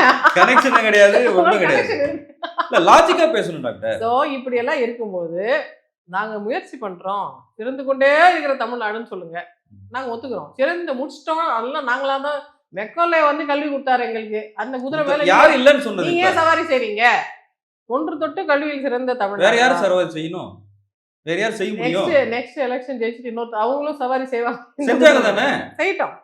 அப்ப எல்லாருக்கும் உரிமை இருக்கு இந்த குதிரை மேல சவாரி செய்யறதுக்கு. இறங்க மாட்டேன் நாங்களே தான் ஓட்டிட்டு இருப்போம் நீங்க சொல்லக்கூடாது. அது நீங்க உருவாக்குன குதிரை இல்ல. அது மக்கள் முடிவு பண்ணணும். மக்கள் தான் முடிவு. நான் தான் சார் மக்களோட பிரதிநிதி. நான் யாரோட பிரதிநிதியா பேசுறேன்? மக்களோட பிரதிநிதியா தானே பேசுறேன். இல்ல மக்கள் முடிவு செய்திருக்கிறத நீங்க ஏத்துக்க மாட்டீங்களா? அடுத்த எலெக்ஷன் வரப்போகுது. இல்ல அடுத்த எலெக்ஷன் ஓகே. இந்த எலெக்ஷன்ல ஒருத்தர் வந்திருக்காங்க. மாதங்கள் இப்ப டாக்டர் மக்கள் தானே எஜமானர்கள். ஆமா மக்கள் ஒரு விஷயத்தை முடிவு பண்ணிருக்காங்கல்ல, ஆமா. அது நீங்க ஏத்துக்க மாட்டீங்க. இல்ல மக்கள் ஒரு விஷயத்தை இனிமே தான் முடிவு பண்ண போறாங்க சார். இல்ல ஏற்கனவே முடிவு பண்ணதை நீங்க அது ஏத்துக்கிட்டீங்களா? முடிஞ்சிச்சு 4 இல்ல நீங்க அதை வருஷம். ஏத்துக்கிட்டீங்களா? நான் ஏதாவது பண்ணணும் அதுக்கு எதிர்த்து? இல்ல கேக்குறேன் நான். எனக்கு ஏதாவது உரிமை இருக்கா அதை எதிர்த்து பேசுறதுக்கு செய்யறதுக்கு? நான் எதுவுமே செய்யலையே, எதுவுமே சொல்லலையே. அவங்க இல்ல முடிவு அதை நீங்க ஏத்துக்கிறீங்களான்னு கேக்குறேன். எனக்கு ஏதாவது சாய்ஸ் இருக்குதா? எதுக்கு எதாவது வேணும்? அதானே பிரஜையோட தர்மம். அதை நான் ஏத்துக்கிறேன். ஓகே. அடுத்த எலெக்ஷன் வருது நாங்க ப்ரிப்பேர் பண்றோம். இத்தனை சாய்ஸ் இருக்குதுங்க, இத்தனை அப்ளிகேஷன் இருக்கு, எந்த அப்ளிகேஷன் வேணும் உங்களுக்கு, இது வேணுமா அது வேணுமா நான் கேட்கும்போது எப்படி நீங்க 2 இருக்குதுன்னு சொல்லலாம், எப்படி 4 இருக்குதுன்னு சொல்லலாம், ஒரே ஒன்று தான் இருக்குதுன்னு சொல்லுங்கன்னு சொன்னா என்ன அர்த்தம்? அது இல்ல 10 அப்ளிகேஷன் தான் 10ல எது பெஸ்ட்டோ நாங்க சூஸ் பண்ணி எங்களுக்கு பிடிச்சதை நாங்க எடுத்துப்போம். இப்ப நம்ம இந்த கொஞ்ச நேரம் பேசுனதும் உங்க மேல இருக்கிற விமர்சனங்கள் கேள்விகள் அதுதான் நான் கேட்டேன். பட் நம்ம பேச நினைச்சது விஜய் பத்தின அந்த நேரத்துல சார் ஒரு போட்ட பதிவு தான். தனி மனிதர் என்ன செய்தாலும் விமர்சனங்கள் வரும். விமர்சிக்கிறாங்கன்றதுக்காக நம்ம இயங்காமலாம் இருக்க முடியாது. நம்ம செய்யறது உண்மைன்னு நமக்கு தெரிகிற வரைக்கும் நம்மளோட அந்த நம்பிக்கையில நம்ம இயங்கிட்டே தான் இருக்கணும். சம்டைம்ஸ் பப்ளிக் வந்து சில விஷயங்களை தாமதமாக தான் சார் புரிஞ்சுக்கிறாங்க. நான் மெடிக்கல் காலேஜ் படித்து முடிச்சுட்டு டாக்டராக வேலைக்கு வரும்போது எங்கள் டீச்சர் கேட்டிருக்காங்க, டாக்டர் என்ன பேர் சொல்லி, ஷாலினி என்ன ட்ரெஸ் போட்டிருக்கு அப்படின்னு கேட்டிருக்காங்க. ஷாலினி பேண்ட் ஷர்ட் போட்டிருக்கு அப்படின்னு அவங்க யாரும் பதில் சொல்லியிருக்காங்க. பேண்ட் ஷர்ட் போட்டால் பேஷண்ட்லாம் எப்படி வராங்கன்னு அவங்க கேட்டிருக்காங்க. ஏன்னா அந்த நான் எம்பிபிஎஸ் முடித்த காலத்தில், சைக்காட்ரி முடித்த காலத்தில் டாக்டர்னா புடவை தான் கட்டணும், இல்லை சுடிதார் போடணும், கொண்டை போட்டுக்கணும், பூ வச்சிருக்கணும், அலங்கார ஜோடனையோட வரணும், ஒரு பணக்கார தோரணையே காட்டணும். ஆனால் அந்த காலத்துலேயே பேண்ட் ஷர்ட் தான் போடும்போது அப்போ எல்லாரும் என்ன சொல்லுவாங்க, ஐயே இங்கே பாரு பேண்ட் ஷர்ட்டை போட்டு சர்க்கஸ்காரி மாதிரி வருவாங்க சொன்னவங்க கூட இருந்திருப்பாங்க. ஆனால் இன்னைக்கு எந்த மெடிக்கல் காலேஜ் போய் பாருங்க, அங்கே இருக்கிற எல்லா ஸ்டூடெண்ட்ஸும் ஃபீமேல் ஸ்டூடெண்ட்ஸும் ஸ்க்ரப்ஸ் தான் போட்டுக்கிறாங்க. அப்போ 25 வருஷத்துல காலம் மாறி நான் அன்னைக்கு சொன்ன விஷயத்தை இன்னைக்கு எல்லாரும் செய்யறாங்கன்னா அப்ப நான் மாறணுமா மக்கள் மாறணுமா சார்? எங்க நான் தவறு செய்யறேனோ அங்க நான் மாறிக்கிறேன். எங்க நான் சரியா தான் இருக்கிறேனோ மக்கள் புரிஞ்சுக்கிற வரைக்கும் நான் ஏன் வெயிட் பண்ணுவோம்? நான் முன்னாடி போறேன், அப்புறமா நீங்க பின்னாடி வந்து சேர்ந்துக்கோங்க. ரைட்? ஒரு ஃப்ரீ திங்கரை நீங்க இந்த நாட்டுல வாழ விட மாட்டீங்களா? யோசிக்க விட மாட்டீங்களா? இல்ல நீ யோசி. எனக்கு வர விமர்சனத்தை நான் உங்களுக்கு சொல்றேன் சார். நீங்க எல்லா விமர்சனமும் சொன்னீங்கல்ல, நான் உங்களுக்கு ஒரு விமர்சனம் சொல்றேன். நான் எப்பவுமே நான் இந்த இந்த கோட்பாடு, இந்த கட்சி, இந்த லொட்டு லோஸ்கள் எல்லாம் நான் இருக்கிறேன் நான் சொன்னதே இல்லை. நான் பிகினிங்லேருந்தே நான் ஒரு ஃப்ரீ திங்கர். இப்பயும் நான் அதே ஃப்ரீ திங்கர் தான். நீங்க பெரியாரை பத்தி 4 தவறான விஷயங்கள் சொல்றீங்க. அதுல உண்மை இருக்குன்னா அதை நான் ஒத்துப்பேன். அப்படியா சொன்னாரு? தப்ப தான் சொல்லியிருக்காரு. நான் ஒத்துப்பேன். அப்படி சொல்லதான் பெரியாரே சொல்லியிருக்காரு. இப்போ எனக்கு என்ன சொல்றாங்கன்னா, நீங்க பெரியாரிஸ்டா இருந்துட்டு நீங்க எப்படி சப்போர்ட் பண்ணீங்க? அவங்க யாருக்கு வேணா சப்போர்ட் பண்ணுவேன். பெரியார் இப்போ உயிரோட இருந்தா யாருக்கு சப்போர்ட் பண்ணியிருப்பான்னு உங்களால அனுமானப்படுத்தி சொல்ல முடியுமா? பெரியார் நிறைய பேருக்கு சப்போர்ட் பண்ணியிருக்காரு. பெரியார் எப்பவுமே திமுகவுக்கு தான் சப்போர்ட் பண்ணிட்டு இருந்தாரு. திமுகவுக்கு எதிர்த்து பேசினதே இல்லையா பெரியார்? அப்புறம் ஏன் அந்த டப்பால என்ன போட்டு அடைக்கிறீங்க? நான் எதுவாகவும் உங்களை நீங்க நீங்க என்ன இப்படி நினச்சிக்கோங்க. நான் தாங்க நான் சொல்லலையே. நான் வெறும் ஒரு ஃப்ரீ திங்கர். எல்லா நாடுகள்லயும் ஃப்ரீ திங்கருக்கு என்ன மரியாதையோ, இல்ல என்ன ஸ்பேஸ் கிடைக்குதோ, அந்த ஸ்பேஸ் தானே நீங்க எனக்கு குடுக்கணும். நான் இந்த நாட்ல இருக்கிறேன்றதுனால என் மூளைய நீங்க ஏன் கசக்கி புழியிறீங்க? எனக்கு ஏன் நீங்க ஒரு ஐடென்டிட்டி ஃபிக்ஸ் பண்றீங்க? நீங்க ஃபிக்ஸ் பண்ணி ஐடென்டிட்டி குடுத்த பிறகு நான் பொறக்கல. நான் பொறந்து முடிஞ்சு வளர்ந்த பிறகு நீங்களா ஒரு ஐடென்டிட்டி கொண்டாந்து நீங்க எதுக்கு எனக்கு ஃபிக்ஸ் பண்றீங்க? எந்த ஐடென்டிட்டி இல்லாம தானே நான் இருக்கிறேன். ஏன் என் மேல நீங்க அசம்ப்ஷன்ஸ கொண்டாந்து போடுறீங்க? அதுக்கு நான் பதில் வேற சொல்லணும்னு ஏன் இல்ல எதிர்பார்க்குறாங்க? அதுக்கு தான் நான் இதுக்கு முன்னாடி கேட்டேன். சில முரண்பாடுகள் இருக்கிறதா அப்போ ஃபீல் இந்த பண்றாங்க இந்த அப்படின்னு. கேள்வி கேட்கிறவர்கள் பேசிக் என்ன பொறுத்தவரைக்கும் சரி எனக்கு ரொம்ப மரியாதை இருக்கு. சுயமரியாதை இருக்கு. நான் இந்த என்னோட சொந்த உழைப்பினால எங்க தாத்தா பாட்டி எல்லாம் குடுக்கல. என் பேர் பின்னாடி யார் பேரும் இல்ல. எந்த ஆண் பேர் பின்னாடி நான் ஒளிஞ்சின்னு இல்ல. என் சொந்த முயற்சியில நான் என் இடத்துக்கு வந்திருக்கிறேன். அப்போ அதற்குண்டான மரியாதையோட என்ன கேள்வி கேட்டா தான் நான் பதில் சொல்லுவேன். இந்த கெட்ட வார்த்தை பேசுறது, துப்புறது, அசிங்கமா பேசுறது, இப்படி பண்ணிட்டியா, அப்படி பண்ணிட்டியான்னு அவதூறா பேசுறது, அதுக்கெல்லாம் நான் ஏன் பதில் சொல்லணும்? அது I don't accept it. So நீங்க துப்புனீங்கன்னா அது உங்களுக்கு தாங்க. நான் ஓகே. நகர்ந்துடுறேன். பட் அப்படி கூட செய்யலாம்ன்ற அந்த இடத்த இந்த திமுக ஈகோ சிஸ்டம் குடுக்குதுல்ல, டாக்டர் அதை நீங்க ஏன் நான் திமுக மேல பூசுறீங்க அத? அதை நான் ஆட்சேபிக்கிறேன். இப்ப நீங்க சொல்றீங்களே விஜய் தான் தள்ளி விட்டாரா பள்ளத்துலன்னு கேக்குறீங்க. ஸ்டாலின் தான் சொன்னாரா? இப்படி திமுக இப்படி குடுக்கல, எழுதிட்டு இந்த ஈகோ சிஸ்டம் குடுக்கலல்ல திமுக. அப்ப அந்த வார்த்தையை நான் திரும்ப பெற்றுக்கொள்கிறேன். சரி. அந்த எந்த ஈகோ சிஸ்டம் குடுக்குதோ, அந்த ஈகோ சிஸ்டத்தை நான் ஏன் எதிர்க்க கூடாது? ஓகே. நான் ஏன் விமர்சிக்க கூடாது? ஓகே. அப்ப எப்படி நீங்க இந்த தைரியத்தை கொண்டாடுறீங்க மக்களுக்கு? இத விட தீவிரமா உங்கள பிஜேபி பேசியிருக்காங்க. அதாவது ஈகோ சிஸ்டம் நீங்க நம்பனா சொல்றேன். பிஜேபி நான் அத நம்பல. இப்போ அந்த அந்த கட்சி வேணா பிளாங்கா எது அது செய்தாலும் எது செய்தாலும். அதற்கு இதே எதிர்வினைதான். இந்த நாட்டுல எனக்கு கிடைச்ச சுதந்திரம் வந்து வேற எவனும் கொடுக்காத சுதந்திரம். எனக்கு சுதந்திரம் கொடுத்தது 4 பேரு. அந்த 4 பேர்ல யாராவது இப்ப வந்து கேட்கும் எல்லாம் செத்து போயிட்டாங்க. மற்ற யாருமே கொடுக்காதவங்க, எனக்கு எதுவும் செய்யாதவங்க என்ன எப்படி கேள்வி கேட்கலாம்? இல்லையா? அப்போ ஒருவேளை என் மேல குட்வில் இருக்கிறவங்க என்ன கேள்வி கேட்கலாம். அது கேட்கிற விதம்னு ஒண்ணு இருக்கு. உடனே என்ன டார்னிஷ் பண்ணி, என்ன டேமேஜ் பண்ணி, என்ன வந்து என்னவோ கம்ப்ளீட்லி பிளாக் லிஸ்ட் பண்ணணும்னு நினைக்கிறவங்களுக்கு நான் பதில் சொல்ல வேண்டிய அவசியம் இல்ல. ஸோ இப்போ ஒரு ஃப்ரீ திங்கரை எப்படி ஹேண்டில் பண்ணணுன்றதும் மக்களுக்கு நம்ம சொல்ல வேண்டியதா இருக்கு. ஃப்ரீ திங்கர்னா என்ன அப்படின்றதுல இருந்து சொல்லணும். ஃப்ரீ திங்கர்னா சொந்தமா யோசிக்கிறவங்க, தானாவே ஒரிஜினலா யோசிக்கிறவங்க. ஒரிஜினலி பெரியார் தன்னோட கட்சிக்கு வைத்த பேரே அறிவு விடுதலை இயக்கம். அறிவு விடுதலைன்னா அறிவுன்றது எதனோடையும் பற்றோட இருக்கக்கூடாது. அது அப்படியே ஃப்ரீயா இருக்கணும். அது இந்த நரம்புன்றது உலகத்துல இருக்க மத்த எல்லா நரம்போட கனெக்ஷன் ஃபார்ம் பண்ணி அப்படியே பெருசா விஸ்தாரமா போயிட்டே இருந்தா தான் அறிவு பெருகும் அப்படின்றது பெரியார் உண்மையிலே நம்பினாரு. அந்த மாதிரி ஒரு அறிவு பெருக்கம்ன்றது இருக்கணும். அது சயின்ஸ் அதை ஆதரிக்குது. எல்லா விதமான புராதன மதங்களும் அதை ஆதரிச்சன. ஆனா இப்ப இவங்கெல்லாம் என்ன பண்றாங்கன்னா, நீங்க இதெல்லாம் எதுவா இருந்தாலும் ஒரு டப்பாக்குள்ள இருங்க. எதுவா இருந்தாலும் ஒரு டப்பாக்குள்ள இருங்கன்னு சொல்றாங்க. டப்பாக்குள்ள இல்லாத மனிதர்கள அவங்களால புரிஞ்சுக்க முடியல. அதனால அவங்க என்ன சொல்றாங்க, இவங்கலாம் வில்லனா இருப்பாங்க, அவங்கலாம் மோசமானவங்களா இருப்பாங்க, அவங்களுக்கு ஏதாவது நோய் இருக்கும். அதுவும் எனக்கு ஒரு மனநோய் டாக்டர்களுக்கும் வரலாம். மனநல மருத்துவர்களுக்கும் மனநோய் வரலாம். அது இல்லன்னுலாம் நான் சொல்லல. ஒருவேளை எனக்கு தெரியாத மனநோய்கள் கூட எனக்கு இருக்கலாம். யாராவது கண்டுபிடிச்சு சொன்னா அதுக்கு சிகிச்சை எடுத்துக்க கூட நான் தயார். அந்த அளவுக்கு எனக்கு ஸ்டிக்மாலாம் இல்ல. ஏதாவது இருந்ததுன்னா of course I will face it and deal with it. ஆனா என்னை சிறுமைப்படுத்துவதற்காக இது சொன்னா அது என்ன பண்றது? அப்ப என்னை சிறுமைப்படுத்தும்போது எனக்கு வலிக்கல. ஏன்னா எனக்கு தெரிஞ்சு இன்னைக்கு சோசியல் மீடியா உலகத்துல இல்ல என்னோட ஒரு கேள்வி. உண்மையிலேயே என்னோட கிளையண்ட்ஸ் எனக்கு தெரியும் அவங்களுக்கு என்ன நோய்கள் இருக்குன்னு. அவங்கள கூட இப்படிதான் சிறுமைப்படுத்துறாங்க. அப்போ ஒருத்தரை சிறுமைப்படுத்துறதுக்கு மனநலத்தை ஏன் பயன்படுத்துறீங்க? அது எவ்வளவு அவதூறான விஷயம். உங்களுக்கு சொல்றதுக்கு வேற பாயிண்ட் கிடைக்கல? இது சொன்னா? இப்ப நீங்க என்ன சொன்னீங்க? நீங்க அடிமை மாரி பேசுறீங்க. உங்களுக்கு கனெக்ஷன் இருக்குன்னு சொல்றீங்க. அது எந்த அடிப்படையில சொல்றீங்க? ஏன்னா நீங்க திரும்ப திரும்ப ஒரே ஆள டிஃபெண்ட் பண்றீங்க. நான் 10 ஆள கொண்டாங்க 10 பேரையும் டிஃபெண்ட் பண்ணுவேன்னு சொல்றேன். நீங்க ஒரே ஆள தானே டிஃபெண்ட் பண்ணீங்க. ஒரே ஆள் கிடையாது. நான் உங்ககிட்ட இருக்க முரண்பாட தான் கேட்கிறேன். ஆனா என்ன நீங்க அடிமைன்றீங்களே. அது எந்த அடிப்படையில சொல்றீங்க? அடிமையா இருக்காதீங்கன்னு நீங்க அடிமையா இருந்தா உங்ககிட்ட பேசுவேனா சார் நானு? நீங்க அடிமை இல்லைன்றதுனால தானே இவ்வளோ பேரை நான் ஜலிச்சு எடுக்கிறேன்னா உங்களை ஜலிச்சு எடுக்க மாட்டேனா? நீங்க அடிமை இல்லைன்றது எனக்கு தெரியும். ஆனா உங்களை மீறி அது மாதிரி ஏதாவது வலைய போட்டு உங்களை அடிமையாக்கிட போறாங்க, ஐயோ. பார்த்துக்கோங்கன்னு சொல்றேன். அப்போ இதுல இன்னொரு முக்கியமான இப்ப இப்ப நான் என்ன ஐடென்டிஃபை பண்ணிக்கிறேன். நான் ஒரு ஃப்ரீ திங்கர். இதுதான் என்னோட ஐடென்டிட்டி.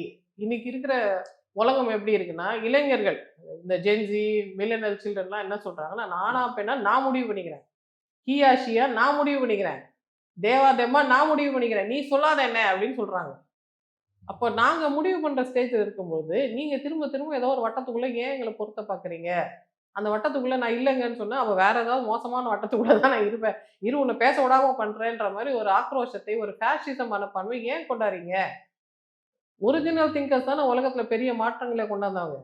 புராதன சிந்தனைகள் ஒரே டப்பாக்குள்ளே அடைஞ்சிருக்கிறவங்க, அப்படியே டப்பாக்குள்ள தான் இருக்கிறாங்க. அப்போ சில பேர் ஃப்ரீ திங்கர்ஸா இருக்கிறாங்கன்னா, அந்த ஃப்ரீ திங்கர்ஸ கொஞ்சம் அப்படியே எங்கள அப்படியே விடுங்க. நாங்க பாட்டு ஒரு ஓரமா எங்களோட வேலைய பார்த்துருவோம். உங்கள நாங்க எதுவுமே கேட்கலையே. உங்ககிட்ட நாங்க எதுவுமே எதிர்பார்க்கலையே. ஆனா இவங்க எப்படி நினைக்கிறாங்கன்னா, மால்கம் எக்ஸ்ன்னு ஒரு அமெரிக்கன் சிவில் ரைட் ஆக்டிவிஸ்ட் இருந்தார் சார். அவர் சொல்லுவாரு, "நம்மலாம் அடிமையா இருக்கிறோம். ஆனா ஒரு விதமான அடிமை இல்ல. 2 விதமான அடிமையா இருக்கிறோம் நம்ம. ஒருத்தர் வந்து வீட்டுக்குள்ள வேலை செய்ற, அந்த வீட்டுக்குள்ள வேலை செய்ற அடிமைகளா இருக்கிறாங்க. கிச்சன் ஸ்லேவ்ஸா இருக்கிறாங்க. சில பேர் பண்ணையில வேலை செய்றாங்க. ம். பண்ணையில வேலை செய்றவன் சொல்றான், நம்ம எஜமானன் மோசமானவன், நம்மள ஒழுங்காவே கவனிக்கல, நமக்கு சாப்பாடு குடுக்கல, நம்மலாம் அடிமையாவே இருக்க வேண்டியவங்க இல்ல. நம்மள விலை குடுத்து ஏமாத்தி கொண்டாந்து இங்க வச்சிருக்கிறாங்கன்னு பண்ணை அடிமை சொல்றான். ஆனா சமையல் அறையில இருக்கிற அடிமை என்ன சொல்லுவான்? மாஸ்டர் எவ்வளோ நல்லவர் தெரியுமா? மிச்ச மீதியெல்லாம் எனக்கு தான் குடுக்குறாரு. அவர போய் சொல்றியே அவர் அடிமையே நம்ம வச்சுக்கல அப்படின்னு சொல்லி. அவர் ரொம்ப நல்லவர் நம்மள அடிமையாவே வச்சுக்கலன்னு சொல்லுவாங்க. இப்ப இது 2 அடிமைகளுக்குள்ள இருக்கிற பேச்சுவார்த்தையில என்ன நடக்கும்? யார் சொல்றது உண்மை? பண்ணை அடிமை சொல்றது தான் உண்மை. உனக்கு அவன் அவன் பழைய ட்ரெஸ்ஸ குடுத்து பழைய சாப்பாடு குடுத்தா கூட, நீ அவனுக்கு அடிமைதான். அப்ப வெளியிலேருந்து பார்க்குற எனக்கு தெரியுது, இவங்க கிச்சன் ஸ்லேவு, இவங்க ஃபீல்டு ஸ்லேவுன்னு தெரியுது. ஏங்க அப்படி இருக்காதீங்க அப்படின்னு நான் சொன்னா, எங்களெல்லாம் நீ அடிமைன்னு சொல்லலாமா? அதெல்லாம் ஒண்ணும் கிடையாது. எங்க மாஸ்டர் ரொம்ப நல்லவருன்னு சொன்னா, இது ஏமாற்று வேலையா இல்லையா? இல்ல அப்படி இல்ல. ஒரு கோட்பாட்டு ரீதியா ஒரு ஒரு பக்கம் நம்ம நிக்கணும்னு ஒரு யோசிக்கிறவங்களே கோட்பாடு அது அது அதே டப்பாக்குள்ள நீங்க இல்ல போடுறீங்களா? சார். கோட்பாடுகள் கூட சம்டைம்ஸ் நம்மள அடிமைப்படுத்தும். 40 வருஷத்துக்கு முன்னாடி எது ரெலவென்ட்டான கோட்பாடா இருந்ததோ, அது இப்பயும் ரெலவென்ட்டான கோட்பாடா இருக்கணும்னு அவசியம் கிடையாது. காலம் எல்லாத்தையும் மாத்தும். ஓகே. ம். அப்ப இன்னைக்கு இருக்கிறது எதுவோ அத வச்சு தான் நம்ம பேசணும். என்னைக்கோ ஒரு நாள் எங்க தாத்தா காலத்துல நடந்த பிரச்சனைங்க, கொள்ளு தாத்தா காலத்துல நடந்த பிரச்சனைகள்லாம் நான் ஏன் சார் என் டைம வேஸ்ட் பண்ணி நியாயத்த கற்பிக்கணும்? அதுக்கு அவசியமே இல்லையே. எனக்கு என்ன தேவையோ, அடுத்து வர தலைமுறைக்கு என்ன தேவையோ, அப்படிதானே நம்ம கஸ்டமைஸ் பண்ணி நடந்துக்கணும். ஏதோ ஒரு டிரான்ஸ்ஜெனரேஷனல் ட்ராமாவ நம்ம தலையில போட்டாங்க. அந்த ட்ராமா வச்சுட்டே நம்ம ஓடிக்கிட்டே இருக்கணும்னா, அது தேவையில்லாத சுமை தானே! அத ஏரம் கட்டி வச்சுட்டு, எனக்கு என்ன வேணும்? இனிமே என்ன தேவை? அப்ப இனிமே என்ன தேவைன்னா, இன்னைக்கு என்ன தேவை? இன்னைக்கு அடுத்த கட்டத்துக்கு தமிழ்நாட கொண்டு போறது. கொண்டு இந்தியா போறதுக்கு யார் உலகத்தையே யார் அடுத்த தடையா கட்டத்துக்கு இருக்கா? யாரும் தடையா எந்தெந்த இல்லையே. சட்டங்கள் கொண்டு வராங்க ஒன்றிய அரசு? சார் ஒன்றிய கல்வி யார்கிட்ட இருக்கு? மருத்துவம் யார்கிட்ட ஒரு இருக்கு? விஷயம் நீங்க திரும்ப புரிஞ்சுக்கணும் ஃபெலிக்ஸ். ஒன்றிய அரசு எங்க கட்டுப்பாட்டுல தான் இருக்குது. ஒன்றிய அரசு யார் நடத்துறா? நாங்க தானே நடத்துறோம். ஒன்றிய அரசு கொண்டு வர யார் சட்டங்கள ஓனரு? நீங்க இந்த தடுக்க அரசா முடியுதா? இருந்தா நம்ம தமிழ்நாடு அரசா இல்ல இருந்தா ஒன்றிய அரசு கொண்டு வர சட்டங்கள நீங்க தடுக்க முடியுதா? எப்படி தடுக்க முடியும் எங்களால? எங்களுக்கு மறைமுகமா ஒரு கை தேவை. எந்த கை தேவை? எதிர்க்கட்சின்னு ஒரு கை தேவை. சரி. நாங்க தான் அந்த கைய ஆட்டுறோம், நகர்த்துறோம். அது அவங்களுக்கு அவங்க எப்படி எங்கள இத்தன வருஷம் புரிய வச்சிருக்காங்கன்னா, நாங்க உங்களுக்கு எஜமானர்கள். எங்களுக்கு ஓட்டு போடுங்க. நாங்க உங்கள பரிபாலனம் செய்றோம்னு சொல்லியிருக்காங்க. ஆனா இப்ப எங்களுக்கு புரியுது. நாங்க குளோபலைஸ் ஆயிட்டோம். உலகம் எப்படி நடக்குதுன்னு தெரியுது. முன்னே எங்களோட பெற்றோர்களுக்கு, எங்களோட தாத்தா, பாட்டிக்கு மறுக்கப்பட்ட கல்வி எங்களுக்கு கொடுக்கப்பட்டிருக்குது. அப்ப எங்களுக்கு தெரியுது, ஹலோ நாங்க தான் எஜமானர். நீங்க எங்களுக்கு வேலை தான் செய்றீங்க. உங்க சம்பளமே நாங்க குடுக்குறதுனால வருது. பார்த்து வேலை செய்யுங்க. நம்ம ஓனர்ஷிப் எடுத்துக்கணும்ன்ற அந்த ரெஸ்பான்சிபிள் பொசிஷனுக்கு இப்ப நாங்க வரோம். ம். அப்ப இந்த மாரி ஒரு ஜெனரேஷன நாங்க உருவாக்கும் பொழுது, நீங்க ஏ அண்ட் பி, ஏக்கு பி எதிரி, பிக்கு ஏ எதிரின்னு சொல்லிட்டே இருக்காதீங்க. யார் யாருக்கு எதிரியோ நாங்க பார்த்துக்கிறோம். நாங்க டீல் பண்ணிக்கிறோம். நாங்க பேசிக்கிறோம். நீங்க எங்களோட அலைன் பண்ணி வேலை செய்யுங்க. எங்கள வச்சு வேலை செய்யாதீங்க. யார சொல்றீங்க? எந்த பொலிட்டிக்கல் பார்ட்டியா இருந்தாலும் சொல்றேன். பீப்பிள அண்டர் எஸ்டிமேட் பண்ணாதீங்க. முன்ன இருந்த அந்த மக்கள வச்சுக்கிட்டு இல்லிட்ரேட்டா இருந்தாங்க. புவர் பெசன்ஸா இருந்தாங்கல்ல, அந்த மனநிலையில நாங்க இருந்துகிட்டே இருப்போம். இந்த பெண்கள் ஏமாளிகள், இந்த ஆண்கள் ஏமாளிகள்னு நெனச்சுட்டு எங்கள அண்டர் எஸ்டிமேட் பண்ணாதீங்க. இல்ல கோட்பாட்டு ரீதியா, கொள்கை ரீதியா கொள்கைகளும் காலத்துக்கு ஏத்த மாரி மாறணும் சார். இல்ல, இன்னைக்கு இல்ல. என்ன தேவை? இன்னைக்கு தேவைக்கு ஏற்ற மாரி என்ன கொள்கை வேணும்? இப்போ ஒன்றிய அரசு எல்லா சட்டங்களையும் கொண்டு வந்து அழுத்துறாங்க. என்ன என்ன கொள்கை தேவை? இப்போ ஒன்றிய அரசு சொல்ற இப்ப மாரி மாநில உரிமைன்னு நம்ம பேசுறோம். ஆமா. அந்த மாநில உரிமை யார் பேசுறது? யாரா இருந்தாலும் பேச தான் சார் வைப்போம் நாங்க. இப்ப திமுக எடப்பாடி பேசலையே! பேச வைக்கிறோம். அவர் திரும்ப வந்தா பேச வைக்கிறோம். இருக்கும்போது பேசலையா அவரு? இப்பயும் கூட பாஜக தமிழ்நாட்டுக்கு வராம தடுக்கிறது நீங்க யாருன்னு நினைக்கிறீங்க? திமுகன்னு நினைக்கிறீங்களா? பாஜகவுக்கு இடம் இல்லாமல் இருப்பதற்கு காரணம் இங்க இருக்கிற மக்கள். அந்த மக்கள் எங்கிருந்து வந்தாங்க? இந்த மக்கள் தொன்று தொட்டு அந்த காலத்துல ஒரு 4000 வருஷமா அவங்க என்ன சொல்றாங்க? "தீதும் நன்றும் பிறர் தர வாரா, யாதும் ஊரே யாவரும் கேளீர்" எல்லாம் சொல்றது. அப்ப அந்த காலத்துல இருந்தே எங்களுக்கு இதெல்லாம் சொல்லப்பட்டிருக்குது. இல்ல நீங்க சொல்றது ஓகே. திருவள்ளுவர் காலத்துல இருந்தே நம்ம ஒரு ஔவையார் காலத்துல எதிர்ப்புணர்வோட இருந்து எல்லார் இருந்திருக்கிறோம். காலத்துல இருந்தும் நாங்க ஓகே ரைட்டு. செம்மைப்படுத்தப்பட்டவர்கள். ஓகே நீங்களும் ரைட். கொஞ்சம் புதுசா வந்தவங்க ஒரு 4 ஐட்டமைகள் குடுத்து செம்மைப்படுத்துறாங்கன்னா, நாங்க அதுக்கும் பாராட்டுதலோடு நன்றியோட அத ஏத்துக்கிறோம். ஆனா மொத்த கிரெடிட் எங்களுதுன்னு நீங்க கிரெடிட் ஸ்டீல் பண்ணாதீங்க. எல்லாருக்கும் கிரெடிட் இருக்கு. ஒரே ஒரு ஏதோ காலத்துல பாடின ஒரு புலவர் கூட எங்க மனசு மேல கண்ட்ரோல் இருக்கு, இன்ஃப்ளூயன்ஸ் இருக்கு, பவர் இருக்கு. எல்லாம் நாங்க தான் கொண்டு வந்தோம்னு நீங்க ஏன் சொல்றீங்க? மெக்காலே என்ன சரி எனக்கு சொந்தக்காரரா? அவர பார்த்தது கூட இல்ல நானு. இல்ல எல்லாம் நாங்க தான் கொண்டு வந்தோம்னு யார் சொன்னது? அப்படி நீங்க கிரெடிட் எடுத்துக்கிறது, இல்ல மக்களே அந்த மாரி சொல்றது, இல்ல நாங்க இல்லன்னா பிஜேபி வந்துரும்னு சொல்றது. பிஜேபிய பார்த்தா எங்களுக்கு என்ன பயமா? பிஜேபிக்கு தானே சார் எங்கள பார்த்து பயம். எங்களுக்கு ஒண்ணும் பிஜேபி பார்த்து பயம் இல்லையே. இவங்க இல்லன்னா நாங்க இன்னொரு ஆள வச்சு டீல் பண்ணிக்கிறோம். ம். அது என்ன ஒரு யூனிக் செல்லிங் பாயிண்ட்டா திரும்ப திரும்ப எங்க தலையில கட்டுறீங்க? இப்ப ராகுல் காந்தி சொல்றாரு, தெஃப்ட் நடக்குது, ஓட் சோரி நடக்குதுன்னு ராகுல் காந்தி சொல்றாரு. ராகுல் காந்தி பிராமண பையன். ஆமா. நாங்க என்ன பிராமண பையன்னு பார்த்துன்னு இருக்கோமா? நீங்க கரெக்ட்டா சொன்னீங்கன்னா கரெக்ட் தாங்க. நீங்க அப்ப யாருன்னு பார்க்க வேண்டிய அவசியம் இல்லல்ல. கரெக்ட்டா யார் பேசினாலும் ஆதரிக்கலாம். ஆமா. அதுக்கு நீங்க ஒரு அடிமை ன்னு சொல்ல மாட்டீங்க. சொல்ல மாட்டேன். ஓகே. யாரு உண்மையா இருக்கிறாங்க, எங்கள எதிர்காலத்த கொண்டு போறாங்க, எங்களுக்காக யோசிச்சு யார் உண்மையிலேயே உழைக்கிறாங்களோ, எங்களுக்கு தான் ஒரு அடிமை அவங்களுக்கு நாங்க அடிமையா இருக்க விரும்பல. எங்களுக்கு விசுவாசமா உழைக்கிற ஒரு பப்ளிக் சர்வன்ட்ட தான் நாங்க தேடுறோம். ஓகே. ரைட்? நாங்க தான் எஜமானர்ன்றத நாங்க ரியலைஸ் பண்ணிட்டோம். திரும்ப எங்கள மதிமயக்கி, நீ வந்து இப்படி பண்ணு, இல்ல நான் வந்து உன்ன இப்படி பண்ணிருவேன் அப்படிலாம் சொல்லி எங்கள மிரட்டி, இந்த மிரட்சியிலே வைக்கிற யுக்திய இனிமே கொண்டு வராதீங்கன்னு நான் சொல்றேன். ரொம்ப நீண்ட நேரம் பேசிட்டோம்னு நினைக்கிறேன். பல விஷயங்கள பேசியிருக்கிறோம். இதற்கப்புறமும் நெறைய முரண்பாடுகள் வரும் சார். வரும், வரும். ஏன்னா இந்த லைன் ஆஃப் திங்கிங் வந்து எனக்கு ரொம்ப பழகுன விஷயம். ஆனா மக்களுக்கு இது புரிய மாட்டேங்குதுன்றது ஆக்சுவலி எனக்கு அது ஆச்சரியமா தான் இருக்கு. ம். பட் புரிய வைக்க நான் ட்ரை பண்ணேன்.